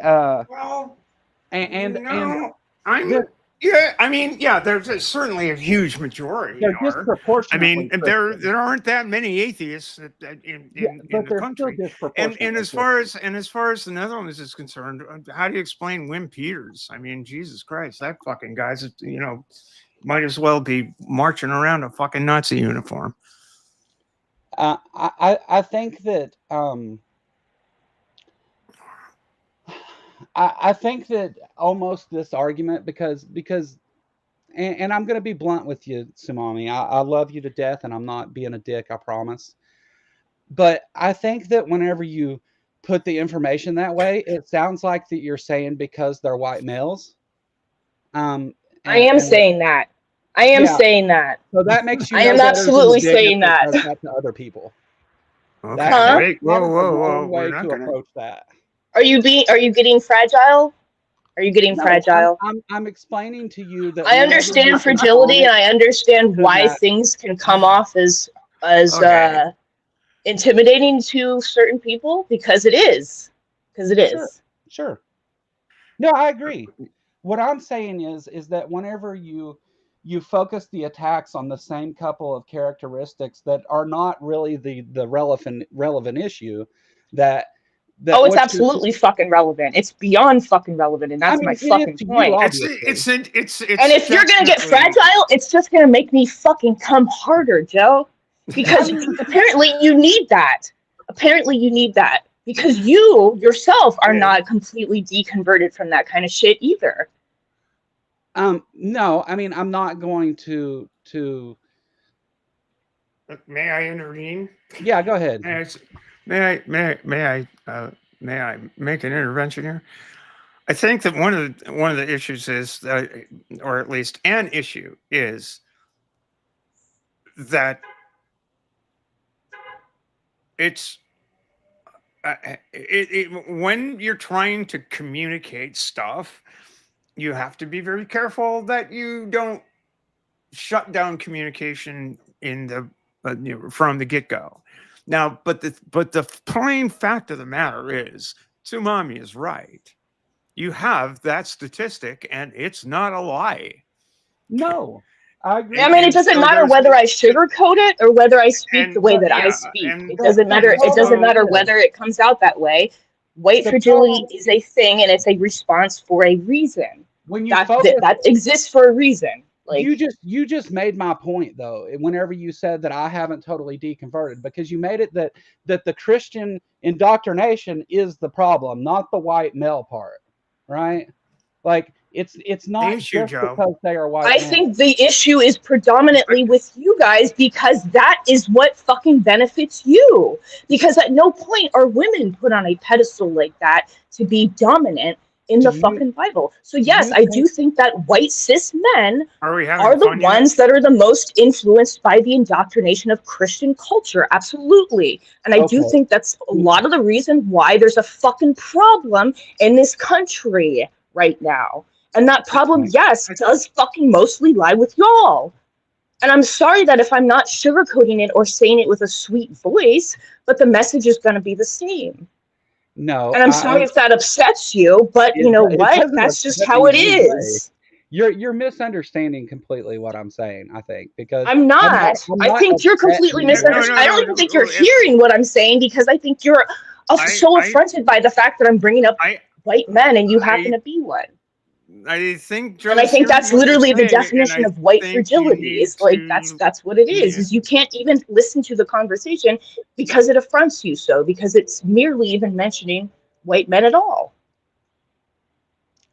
I think that's literally what that is. Like, I'm gonna interrupt and just basically say, if we can have, I think this is a very important conversation, and it's a good one to have. But it's really important to do a lot of listening, and listening between the lines, and almost reflecting in real time. You know, you don't have to be proving yourself to be correct in real time all the time. That's a hard lesson to learn. It's certainly one that was hard for me to learn. And y'all, anybody spent any fucking time watching my stuff has seen me gone off on people for no really good reason. But it seemed like a good thing to do at the time, and it's usually wrong. So it's just but I think that reflection is a good thing to do, and I think that I think that at the root of the whole DEI thing is, and the Black Lives Matter thing, the whole pushback on that was an absolute determination to not self-evaluate and not look deeply enough. Sure. You know, it's like, that's why it's really curious to me that Dawkins threw up the, well, I am a you know, I grew up in, you know, in as a cultural Christian. I am a cultural Christian. So let me. Well, that's really cool. But what the fuck does that mean, Richard? If being a cultural Christian means you have to be a fucking racist transphobe, then maybe you ought to really fucking examine what cultural Christianity means. Yeah, I think that you're exactly right with all that. And let me try to make some middle ground with you here, Sumami. So because I do agree with you 100% that the majority of racists and right-leaning bigots Christians are white males in this country. I agree with you 100% on that. I'm not denying that in any way. What I was trying to point out, though, is that whenever you start the conversation and the only thing you say is white male, then the people that you're talking to, they hear you saying race and gender, which is the thing that then when it gets repeated back, it causes this whole big horrible conversation where people are attacking each other over those things. And that's But the we're only not thing. attacking each other over. We're not attacking each other over those things. If somebody gets offended by the just literally being reminded that they are a white male in the conversation, that's not my problem. That's No, not my that is problem. they That's not my shouldn't problem. be. You're That's right. not my problem. Basically, no, what I'm saying is your fragility is not my problem, and I am under no obligation at any point in my fucking conversation to sugarcoat things so that No, you don't get offended by literally just being reminded that you are a white male and part of that. I have no time am offended by the white male part of this. You've misunderstood me completely. What I'm saying is there are contributing factors other than that you're leaving out when you say white male, because it is most definitely the Christian influence in this country that's causing that among those white males. There is that privilege. But it is okay, but it I is agree. still predominantly 60% of white males still voted for Trump. Yes, yes, that may be because of indoctrination, or that may be because they may not even be Christian. They just grew up in a Christian nation where they are taught that they are number fucking one, that they can do no wrong, that they are right in every goddamn fucking situation, and that they cannot let anybody else take charge of any goddamn fucking thing, even if they can't fucking goddamn handle their own asshole. Yeah. There are a fair number of white females who voted for Donald fucking Trump too, and they're the Phyllis Schlaflys of the world. I mean, we'll go back to where this stream began. It's like, we were talking about the ERA and how the all of the same forces that kept the ratification of the equal rights of the 28th Amendment at bay until 2020 were all marshaled against the same backdrop of discourse, and it's all based on stoking antagonism against in the case of ERA, women against women. And it is the right-wing playbook to just sort of make that happen, because that way you're always going to have the patriarchy on your side. Sure. And what you need to do is you need to peel off the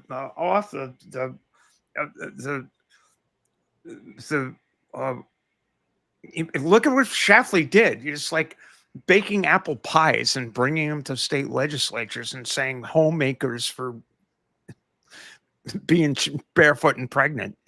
I mean, it's just fucking, we need to stop being stupid. Take care of me and I'll take care of you. Keep me up on the pedestal and I'll take care of you. Yeah. So, exactly. So would you say the same thing about Hispanic folks, Sumami?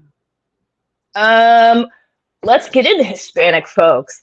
There are Hispanic folks, and then there are Spanish folks. There are people that classify themselves as Spanish because they don't even want to recognize the very small percentage of indigenous or black or whatever that makes them Hispanic.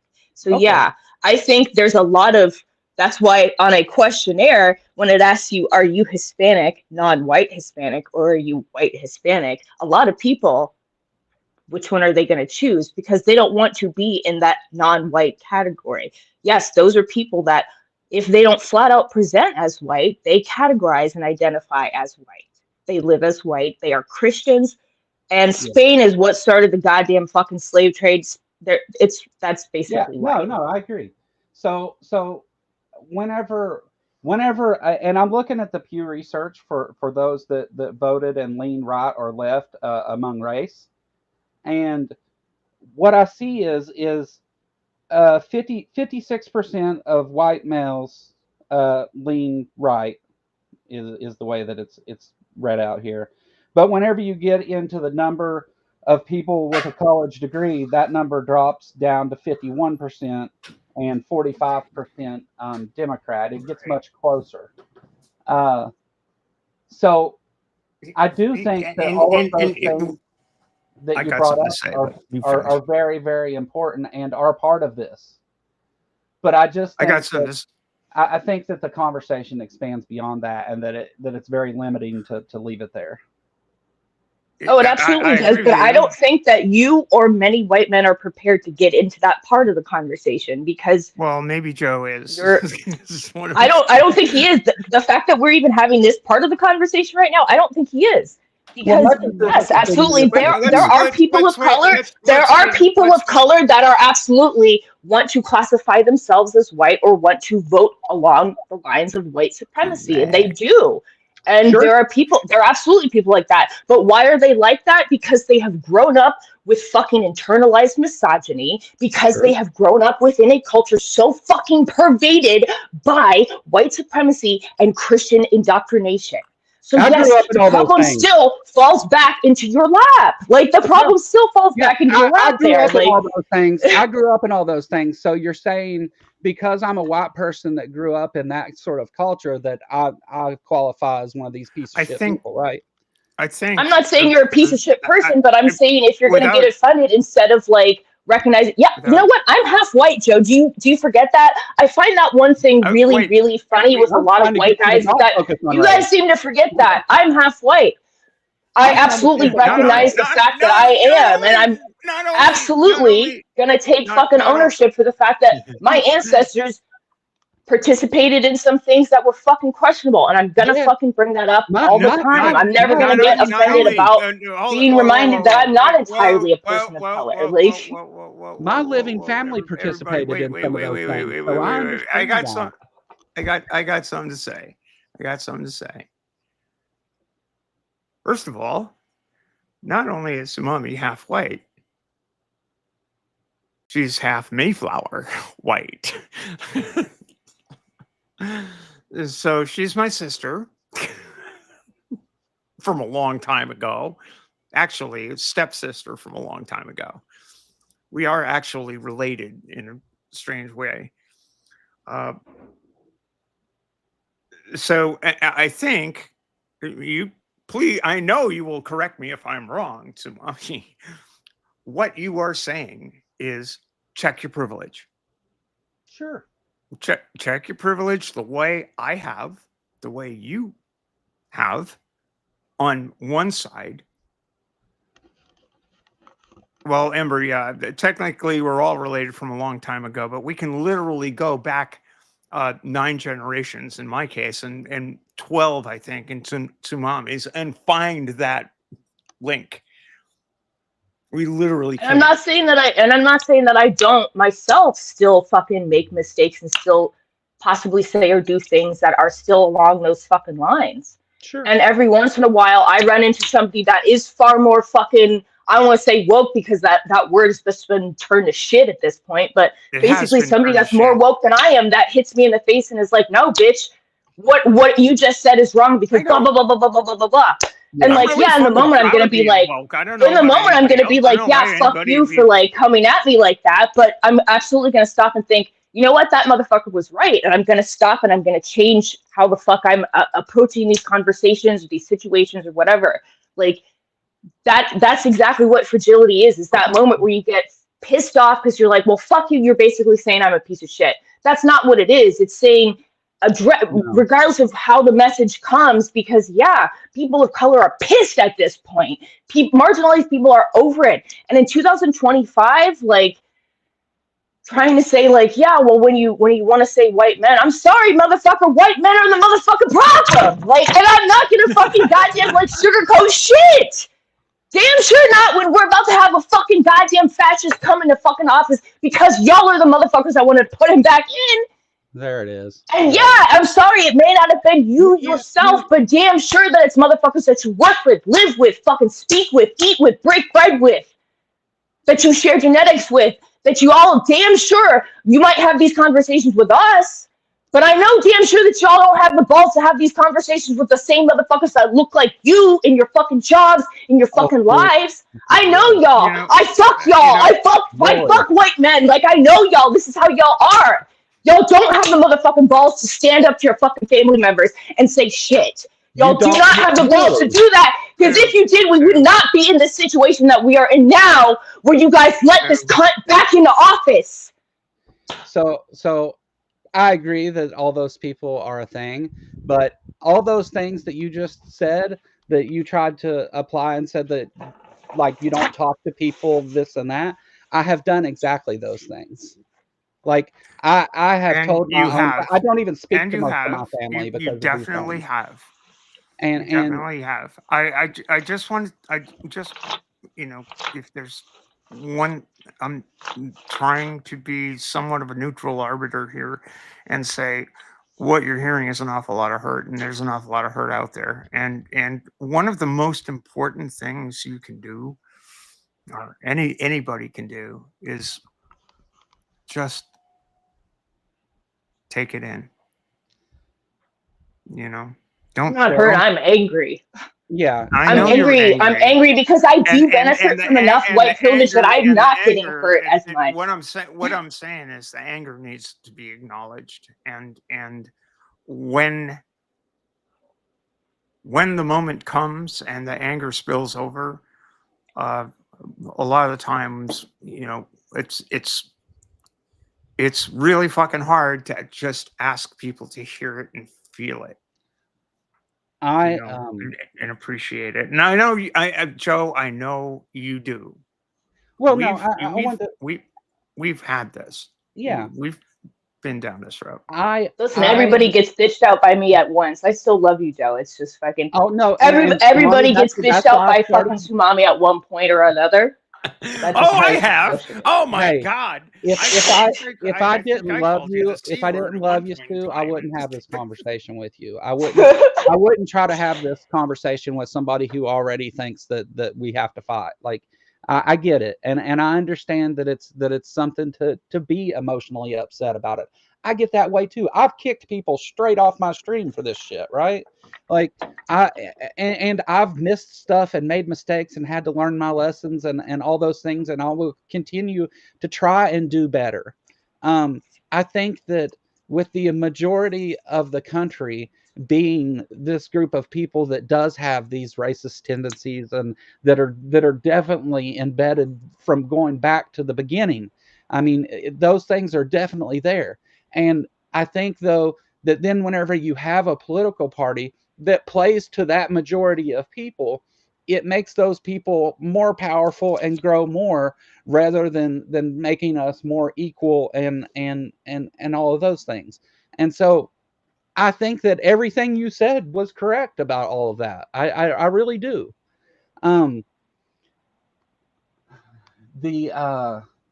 think that I do want to say, though, that whether it be an atheist or even someone who I consider a close friend, if Look at the Trees, who I do consider a close friend, has came and visited me here, or Will, who comes here and visits me, if these people came on my stream and said anything, behaved in some way that I needed to confront it, you can bet your ass that I would not hesitate 1 second to confront that.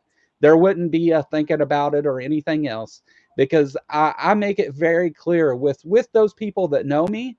They know that those things aren't acceptable and that I won't put the fuck up with it. Like, I'm very clear about that.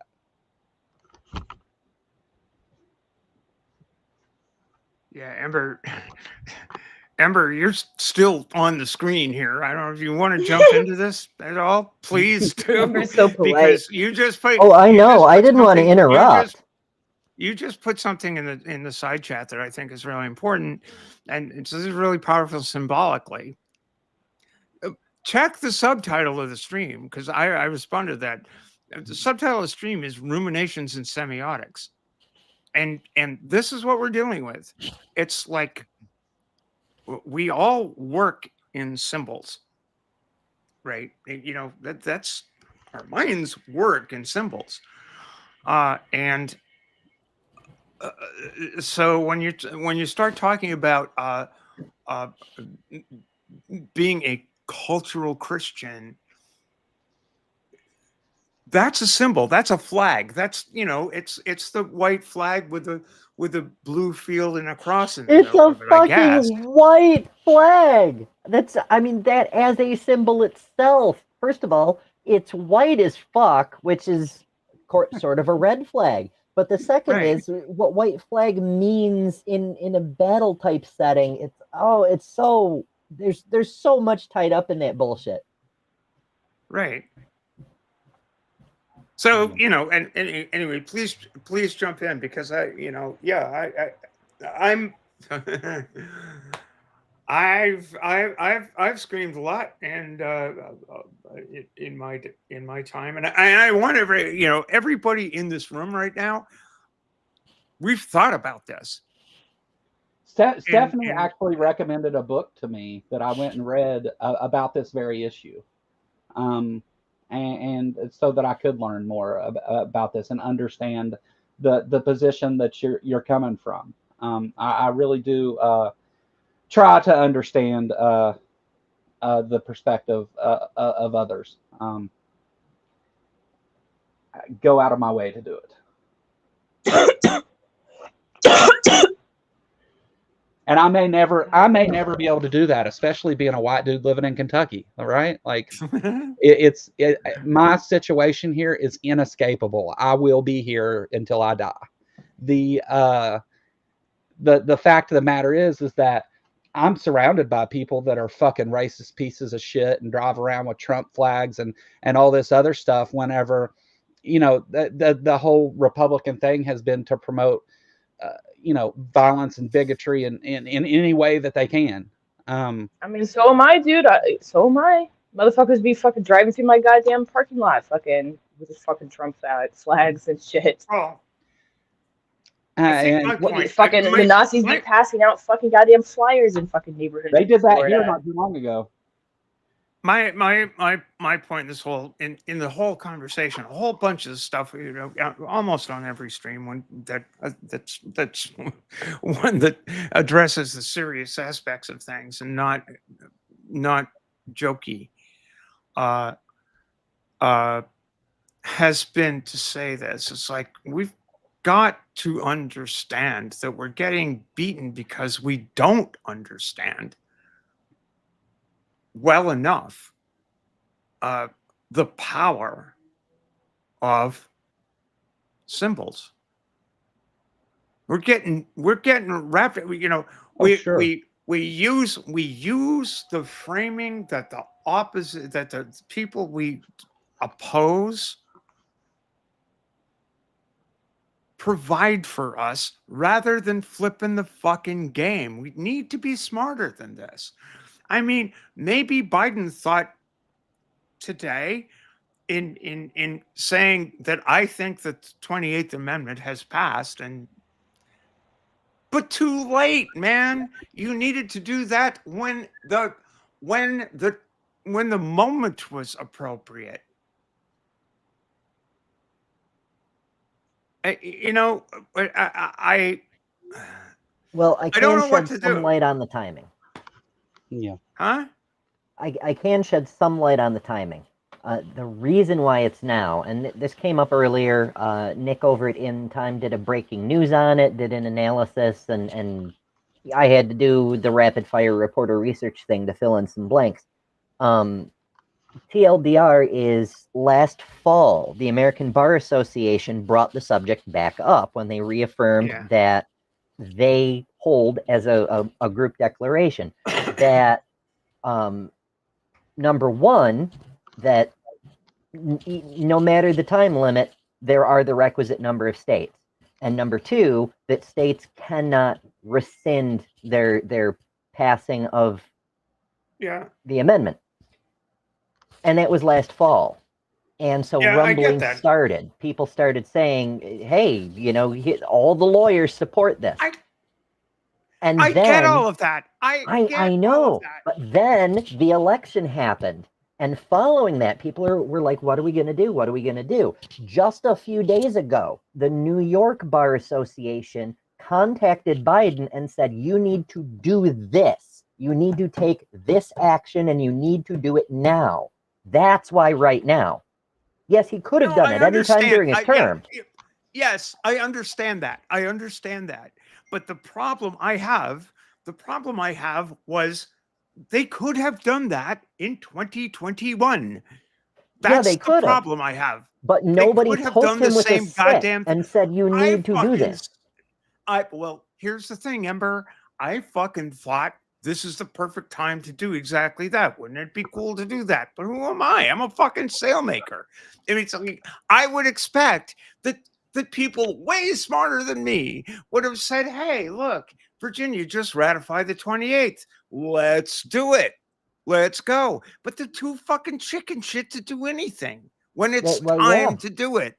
When it's time to do it, the Republicans try to claw back rights because being regressive is their entire strategy, and the Democrats' whole thing is don't rock the boat. Well, you see, and what good does it do? Exactly. You know, I completely agree. We are going to be wait. We are going to be celebrating Martin Luther King's birthday, right? And it's okay. Well, too many fucking people think that because Martin said he had a dream one day in August 1963, that's how come American apartheid disappeared. Do you know what? That's not the case. It took an awful lot of people putting their fucking bodies on the line, and including that guy who put his body on the line and got shot to death while putting his fucking body on the line in 1968 in Memphis, Tennessee, on behalf of garbage collectors. That's why we have fucking civil rights, and that's why we're getting them rolled back, because nobody's willing to put their fucking body on the line anymore. They're willing to wait until the American Bar Association tells them, oh shit, this would be a clever gambit. Jesus fucking Christ. Don't fucking tell me you have my back when you don't. When everything you fucking do is fucking symbolic. Do something real and I'll start believing you. There's another lesson from the civil rights movement. Sorry. When the powers that be don't want to deal with the Martin Luther Kings, they wind up with the Malcolm X's. Right. What's wrong with Malcolm? Nothing. We need more Malcolms. It's not their desired outcome is the point, I think. The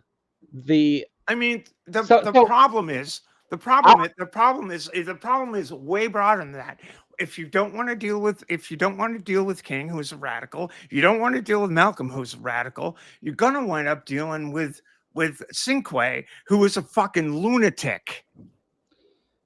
And if you don't know who Cinque was, look him up. Look up the Symbionese Liberation Army. If you don't deal with people who are reasonable, radical, you wind up dealing with people who are absolutely fucking crazy. I think the situation is desperate to the point to where that if we don't actually do something, that it's over. Like it's you're looking at like Nazi Germany top stuff. Like I think that we're at that point right now, but it's like, how do you organize such a thing? Like because let me tell you, and I'm going to stay away from any hot words here, but like, I think that it's absolutely the time for that shit, right? Like, I agree with you 100% on that. I think that it's absolutely time for that shit because a number of things come to mind. I think, and going back to the earlier conversation, just to make a little point about this one, is that number of people that is so close there. When you take Christianity and religion out of the equation, I think that absolutely flips those numbers upside down. But also the amount of people who want to wait and see who's going to do what, like, and that's really the thing. Like, I can't go fight myself, right? Like by myself. That's not going to work. It's not going to be effective, and it's not going to accomplish anything. Being realistic, but how do you get to where people actually quit waiting on each other to do it and begin to organize the thing that needs to happen, because it absolutely needs to happen. It's in our Constitution to do it too, right? Like that's why it's there, to tell you when it's time to do this.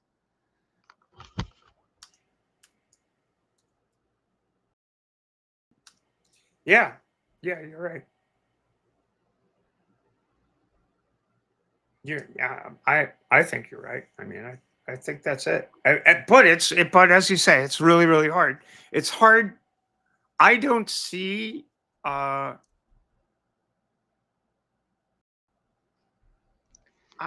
don't see a. What's the quote about standing on the precipice? I get what I'm trying to say is I don't see anybody in I don't see anybody standing and articulating these things very well, aside from AOC, who is, but she doesn't have, you know, she has the platform of a member of the House of Representatives, but where is the organization?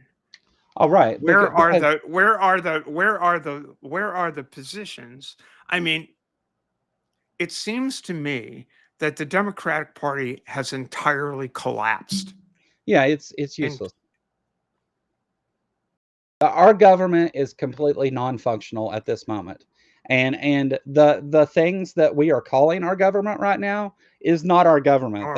That is a bunch of fascist assholes just taking over right now. And it's following. No, our government, I disagree. Our government's tremendously functional, and that's what scares me. Well, if you're it doesn't matter. What I'm saying is the definition that made it not that way. Yeah. I think that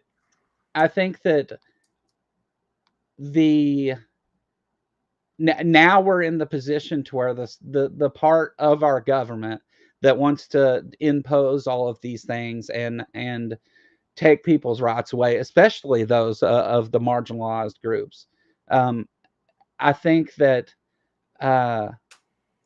if we sit and let them do it, they certainly will. Like in very soon, very quickly, like within months, we're looking at a significant change in what it is to be an American necessarily. So I don't think that. I think that everybody has. I think that there's a number of things that has to do with religion and education and media and all of those things that is made for a stupid bunch of fucking people that just aren't. They're hearing what people are saying, but they're not looking with their eyes at what's going on. And the problem is everybody's waiting to see what happens next. And when do we stop waiting and decide to it's? Well, that's yeah. Exactly. When do we stop waiting? When do we start acting? Because if we keep waiting, we're going to see that. I'm just going to throw this out again. A guy with a funny little mustache came to power in January 1933 in a certain Central European country, and by May of 1933, May 6th specifically, there were books being burned out in front of the Center for the Institute for Sexual Research in Berlin. And it's gonna happen. I'm sorry. That shit's gonna happen. And then everybody's gonna sit there and go, well, what do you do about it? And if you don't do anything about it then, when are you gonna do something about it? And if you don't do anything about it then, then guess what? 33, 43,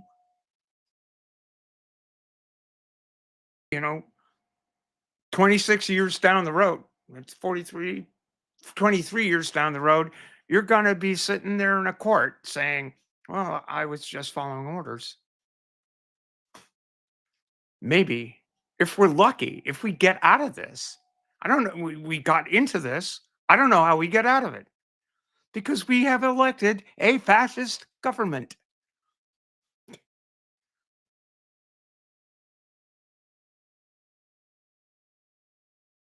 just like they did in January 1933.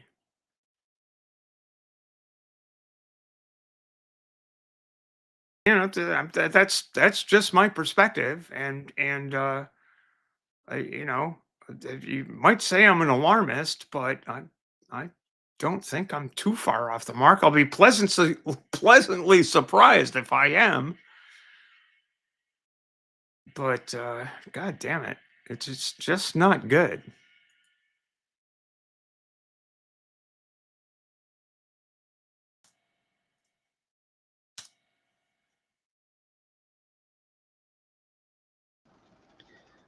Also, he.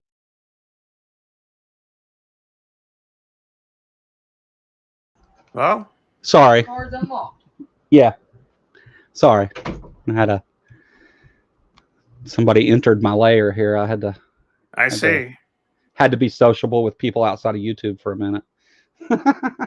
Yeah, no worries. It's probably usually a good idea to be more sociable with people over YouTube. What does that mean? Elsewhere. So I think that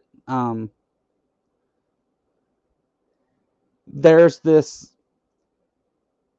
idea that one of the reasons that all this started, and the things you just laid out are the exact same steps that we see taking place, right? I mean, down in Florida, you see it start with a few books here and there, and then now we've got this going on across the nation, and they're wanting to erase history, and the parts of history they're wanting to keep are the completely whitewashed parts that aren't true anyway. The they don't want to talk about any of the horrible things that have happened, because whenever it comes down to what they're doing now, and I cannot find, I mean, like, I try to look at what's going on and say, well, it appears that way, or this and that, and find a difference between what's going on now and what we've seen in the past, in the 30s and 40s, and it's the exact same shit. Like, there's not a difference. And knowing, you know, the people that know what happens out of that, like, cannot convince the ones that don't that that's the case, right? Because they think it's all hyperbole, and you're just being dramatic about it and all these things. And I mean, I think I think it's inevitable that it becomes the point to where it's too late. I don't think. I think well, it's never too late. It's never too late. It's just that the consequences build up. That the consequences ramp up. No, I agree with that. That in order to pull back, it gets harder and harder and harder and harder and harder to pull back. Yeah. And you know, giving up. Yeah, where there's life, there's hope, etc., and so forth. But sounds good. It sounds good, but you know, the problem is that when fascist regimes have really dug in to a system, it takes explosives to get them out. Yeah. Sorry, but that's well, no, I agree. I agree with the "it's never too late" sentiment. I think probably the way I meant that is it's too late to prevent those things from taking place. It is all. Well, yeah, and I think to Tsunami's point, you got to start thinking about what you got to do with yourself to transform your perspective around things. It's like, hey, look over there. Those people are getting fucked. Yeah. Well, and stop equivocating around. Oh well, you know, I don't know about this Black Lives Matter stuff. It's like, what the fuck is the matter with you? Well, no, I agree with that. I don't think that. So, in the things that Sumami pointed out and stuff too, though, those things are absolutely. I mean, there's a lot of things in that are absolutely true. The numbers and the facts that they're like that, and those people exist, and all that shit is very much a thing. I mean, again, like the I guess one of the things that, like, I've been in places that are completely segregated by race, and the white guys were not the dominant group of people there. I've very much been in those situations, so I do kind of understand, like, that point of it. I know that that's not the way that it is for the rest of us here, and that's not what your average white voting male is in this country. White privilege is definitely a horrible thing, but how I think it's even right to say it's the root of the problem. I think that's absolutely right. But the other things that, so one of the things with statistics to do with those things, and the reason, one of the things that makes me sometimes talk about the things I do and take the positions I take on talking with assholes and stuff, is that there are numbers that could easily sway those things in the other direction. And granted that all of that has to be fixed, or all of it has to at least be confronted and dealt with in some meaningful way. I don't disagree with any piece of that whatsoever. The and maybe it is, and maybe it is, or seems like, or whatever, is an overlook on my part to be talking about one issue and not the other. But to me, it seems like the issue where you can affect change, meaningful change, the quickest would be where me personally, would be most valuable to do anything. And I don't know if I have that effect or do that or whatever. I don't know. I'm a dipshit. I just talk out my ass on the internet for fun. The getting any group of people that is capable of coming together to actually come together to want to do something is different. One of the things, like, just related, like, I'm trying to organize this whole art protest thing. It'll probably won't work out the way I want it to, right? Like, that's a good. I mean, yeah, and that's a valuable thing too. I mean, don't get me wrong. I think that going after Ham and going after going at least someone showing at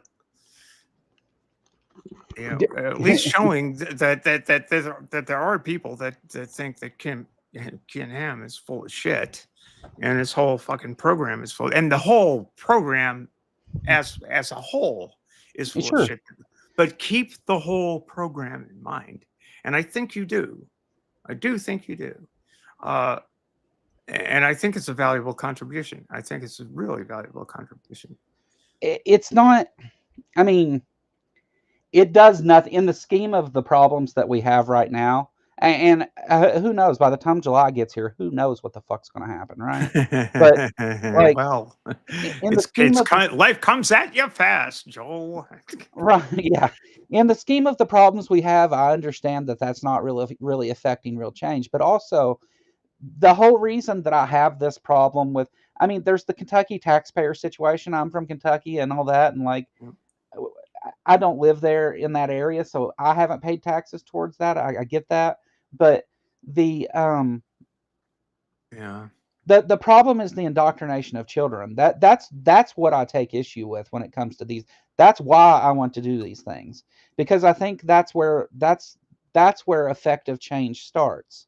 Like, quit indoctrinating children with lies about science and things that stifle them from the beginning, and teaching them the Bible with do you see? Yeah, I understand this, but do you see how the right has taken it and turned it on its head Absolutely. about trans kids specifically? Sure. Yes. I do see that, and I think that I Like think that that's that's the political jujitsu that so. goes on here. Whenever I first started speaking about politics, one of the things that I received a lot of pushback for was saying that we see the right wing is adopting the methods of the Christians. They are borrowing the methods of the televangelists and the others in order to just they're just lying to people's faces because they know they're not going to challenge it. And as long as they put God said or whatever at the beginning of it, nobody's Yeah. going to say shit because those people don't read the Bible. They listen to what the pastor says. And what did they immediately do after that? They said Trump's the Messiah and like Jesus, and Yeah. they gave him that position. So it doesn't matter. Anything he says is true. Thrice And divorced and 34 convicted felon. yeah, it doesn't matter. None of that plays a role in it. Like, I watched the confirmation hearings over the last few days, and I sat here literally with my fucking mouth open that these people were being appointed to those positions, given their answers and things. Like Pam Bondi was a fucking essay in equivocation. It's like, oh well, I didn't know that. Oh, really? Yeah, I never heard that. It's like, I've never heard that. It's like, I've never heard him say the most popular thing he said all the time. Did, you know? And it's funny to me also, you know, like, you people are notice sitting that there lapping it up like it's ice cream. It's like, what the fuck?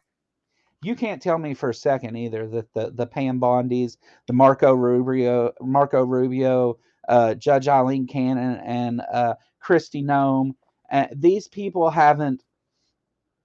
This is Trump's paying back favors now, because Trump had a big problem down in Florida, and he made it go away. I mean, that's what they did.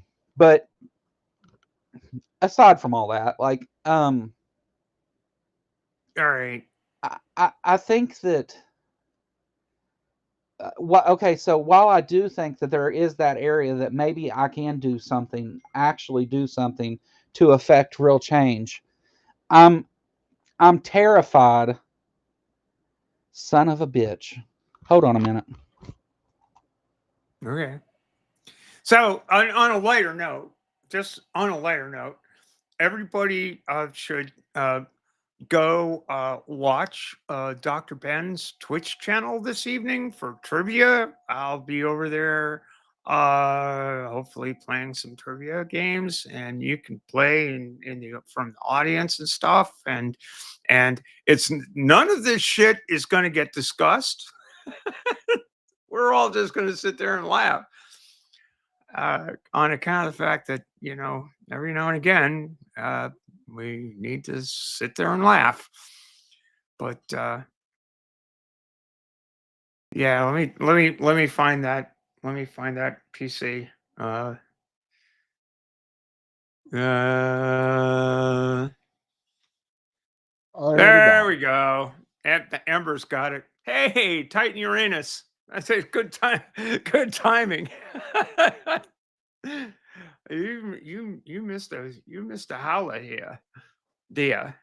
God damn it. Good to see you.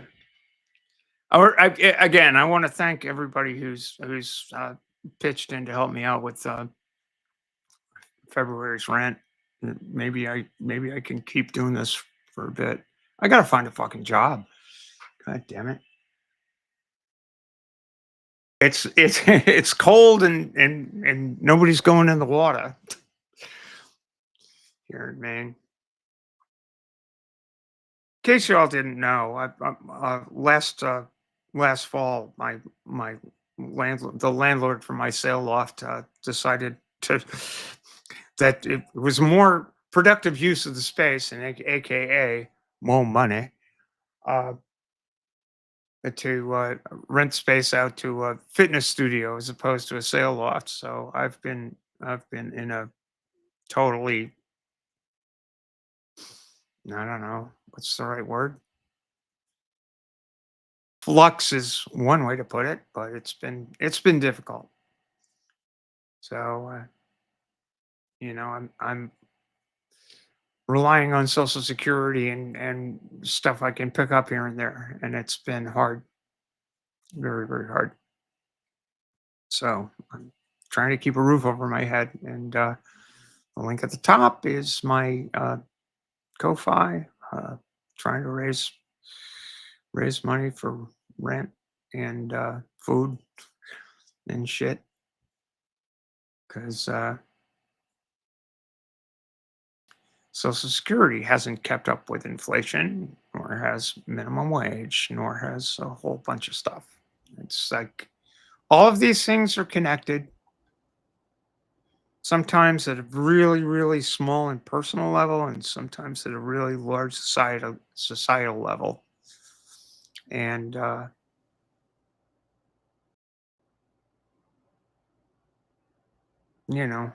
we all try to do what we can. Well, thanks for having me on, Steph, and Subami. Again, I love you, and I hope actually that if there's something that I didn't get in this conversation, please feel free to let's continue it sometime, and because I'm trying my best to understand you, and I hope I think though that we kind of understood each other towards the end of what we were saying though. But it's always fun to see you get worked up and mad at somebody. I had to take that place today and take one for the team, I guess. Just don't piss off to your mommy's cats, because then you're normally I charge for that. Yeah, I mean, I wait every day for a picture of Sumami's pussy. I mean, it's the thing, right? I'm talking about. Never mind. I'm just messing with you. You can't say that on YouTube. Yes, you can. We were talking about cats. Uh-huh. I look at your cat pictures every day, Sumami. I'm gonna open an OnlyFans for Butters. I think that'd be a You wise should. idea. It actually could do really well, actually. Yeah. Yeah, Butters is getting bizarrely popular randomly on my posts. I don't know what happened. That's cool. Butters. The I like internet is that. for pets.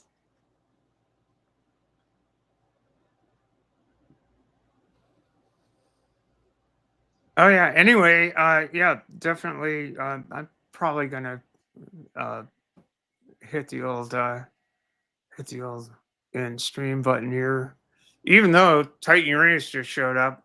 Unless the only way I won't end the stream right now or real soon is if Titan Uranus clicks on this link. We're just gonna have to do it, because Titan Uranus usually eschews any. Well, I mean, if Titan's going to join, I'm going to hang around for that. Well, that's what I'm saying. Just saying, Titan, come on, you can do this. What the hell? Help me out here. Come on. Oh, I want your boring ass on here because we want to bore your ass. That's let's do it. Come on, man. Come on. What was that comment about crows? The crows.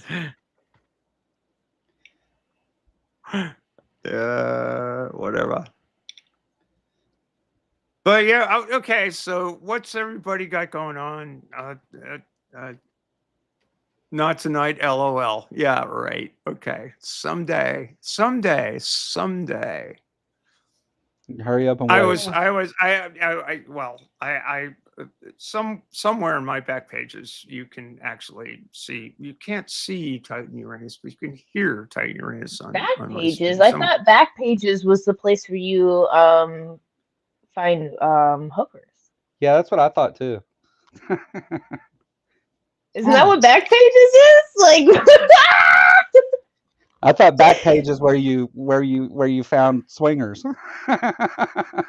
Swingers and hookers. Well, Yeah. it's My Back Pages is a Bob Dylan song that Well, the refrain is I was My but I cat was is so much older then, I'm younger than that now. Bob Dylan's great. Yeah, it's My Back Pages. That's the name of that song, and it's very, very cool. So yeah, see here, I'm not lying. One of less than maybe 10 streams I've joined in all these years. So there you go. I'm being honored. That's what I was saying. I'll hang on to that for that. Like I'll wait around. Titan's not coming. Not tonight. LOL. That's what I'm saying over here. If we're gonna make history here, you know. Yeah.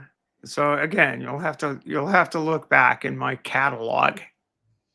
Yeah. I've got all kinds of cool stuff in my catalog back there. You know, I've got the whole Doug thing and this and that. I don't do this very often, you know.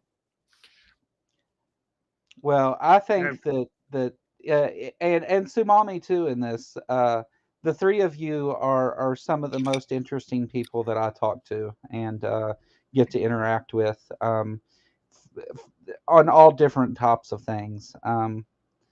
And I appreciate you doing all the things you do, all of you. The wonderful stuff. So yeah, definitely check out Dr. Ben. We're all gonna laugh and breathe in and breathe out and not. Oh, you want us to laugh and breathe? How much energy do you think I have? Titan, I'll find you. I'll find you links. I haven't deleted those links. They're there. Unless YouTube has done something dastardly on me, but I'll send you those links to the great Doug classics. But what's everybody in here got coming up? Anything you want to push? I've got a new person coming to my channel that most people probably aren't familiar with. Sunday. Answer Man, Ember. Yay! Ember actually discovered this guy. He's an older gentleman, a comedian who makes fun of creationists and silly philosophical things and stuff like that. And he's incredibly funny. He's really good. He goes by Answer Man. I think his YouTube page is the original Answer Man. I think is what it is. Something like that. Nice. But he's a new person looking to meet people in the atheist community and get more involved with different things. So yeah, I'm going to try and help with Ember's help introduce this person to the community and hopefully continue to grow things. You know. Yeah, I came across a video of his and it made me laugh my ass off. And when I opened up the comments, and people in the comments were harassing him and saying, you need to connect with the rest of the community and start promoting yourself. And he answered back saying, I don't know how to do that. We've done like 3 different workshops for like 3 and 4 hours at a time in studio, me showing him how to do different things, how to set up different things on YouTube and how to, he didn't even know that he could post stuff on a community page. He just really doesn't have a good idea of the workings of it. And we've done altogether about 10 hours now of me teaching him how to do different stuff. And so, yeah. Jesus. Titan, that I don't know. I just opened up my channel. And the very first thing I see is sitting by the dock of a bay, wasting time, come whistle. And it's a 3 hour and 26 minute and 51 second stream with pine nuts right there. What the fuck? Jesus Christ. The algorithm knows what you're looking for. Titan shouldn't be letting that go on. I mean, my goodness, you say you're always watching. I don't know, man. Missed that one. Yeah. Share. I mean, I'll put it right in there right now, dude. Copy. I wish I could run Twitch. What do you want to run on Twitch? Yeah, there's a Doug marathon stream for you right there. Jesus Christ. I don't think I could do that. I think that. Oh God, yeah, it was a long. That was a long one. That might be the one where I ripped Bowtie That might be the one where I ripped Bowtie Daddy. Tux, a new one. So whenever I was first, the first time I seen Doug was when I found your channel, right? I'm and sorry. I came across you all arguing, I apologize. and you jumped his ass and Jimmy Tux's ass, and I was like, hell yeah, I'm subscribing here. And next thing you knew, I was on one of your streams talking to you. But no, I love it, Steph. I love to see that. That was perfect. Yeah, I think everything you said. I gotta run. Love y'all. Bye. I'll see you, Amber. Thanks for coming by. I really appreciate it. I think it was perfect, but I didn't know who Doug was. Oh, yeah. I didn't know who he was, and then later when the drama and stuff happened on my channel, and we had some changes in folks over there. Yeah. Then I had a couple conversations with people, and pine nuts kept coming up, and I was like, wait a minute, what is this? And I went and I watched a couple minutes of video, and I was like, oh boy. I was like, I don't know if I can even sit through this to do it. Like, and I thought about, like, because I was actually going to make some responses to some of the things that Doug said on other issues like immigration and things like that. And the things that he said though just made me so angry that I knew it would end up being me just a cussing and calling him a piece of shit stream. And I was like, well, I better not. I better just wait. But thanks for having me on. Hey, thanks for coming. Yeah, if you check Discord, check out. I sent you a link to the Ben stuff if you want to laugh a lot. Yeah. So. Thanks everybody. Thanks Sue for coming in. Your energy is always amazing, and I'm going to get Stinky Butt a virus. Stinky Butt. Yeah. Well, needs to get heard. And thanks everybody who dropped by. Really appreciate the support. Both here. Both the moral support and of course the financial support you dropped on me tonight. I'm overwhelmed and I really appreciate it. It's really desperately needed. And we'll try to keep kicking along here. If something, Sorry. I have a feeling that shit's gonna be dropping day after day after day, and I hopefully won't run out of juice. But, so, are you free during the day tomorrow, Steph? Yeah, I'll be around. Okay. Well, maybe I'll hang around. I'm gonna end the stream here, Joe, and hang around. We'll talk. Okay. Bye, everyone. Bye.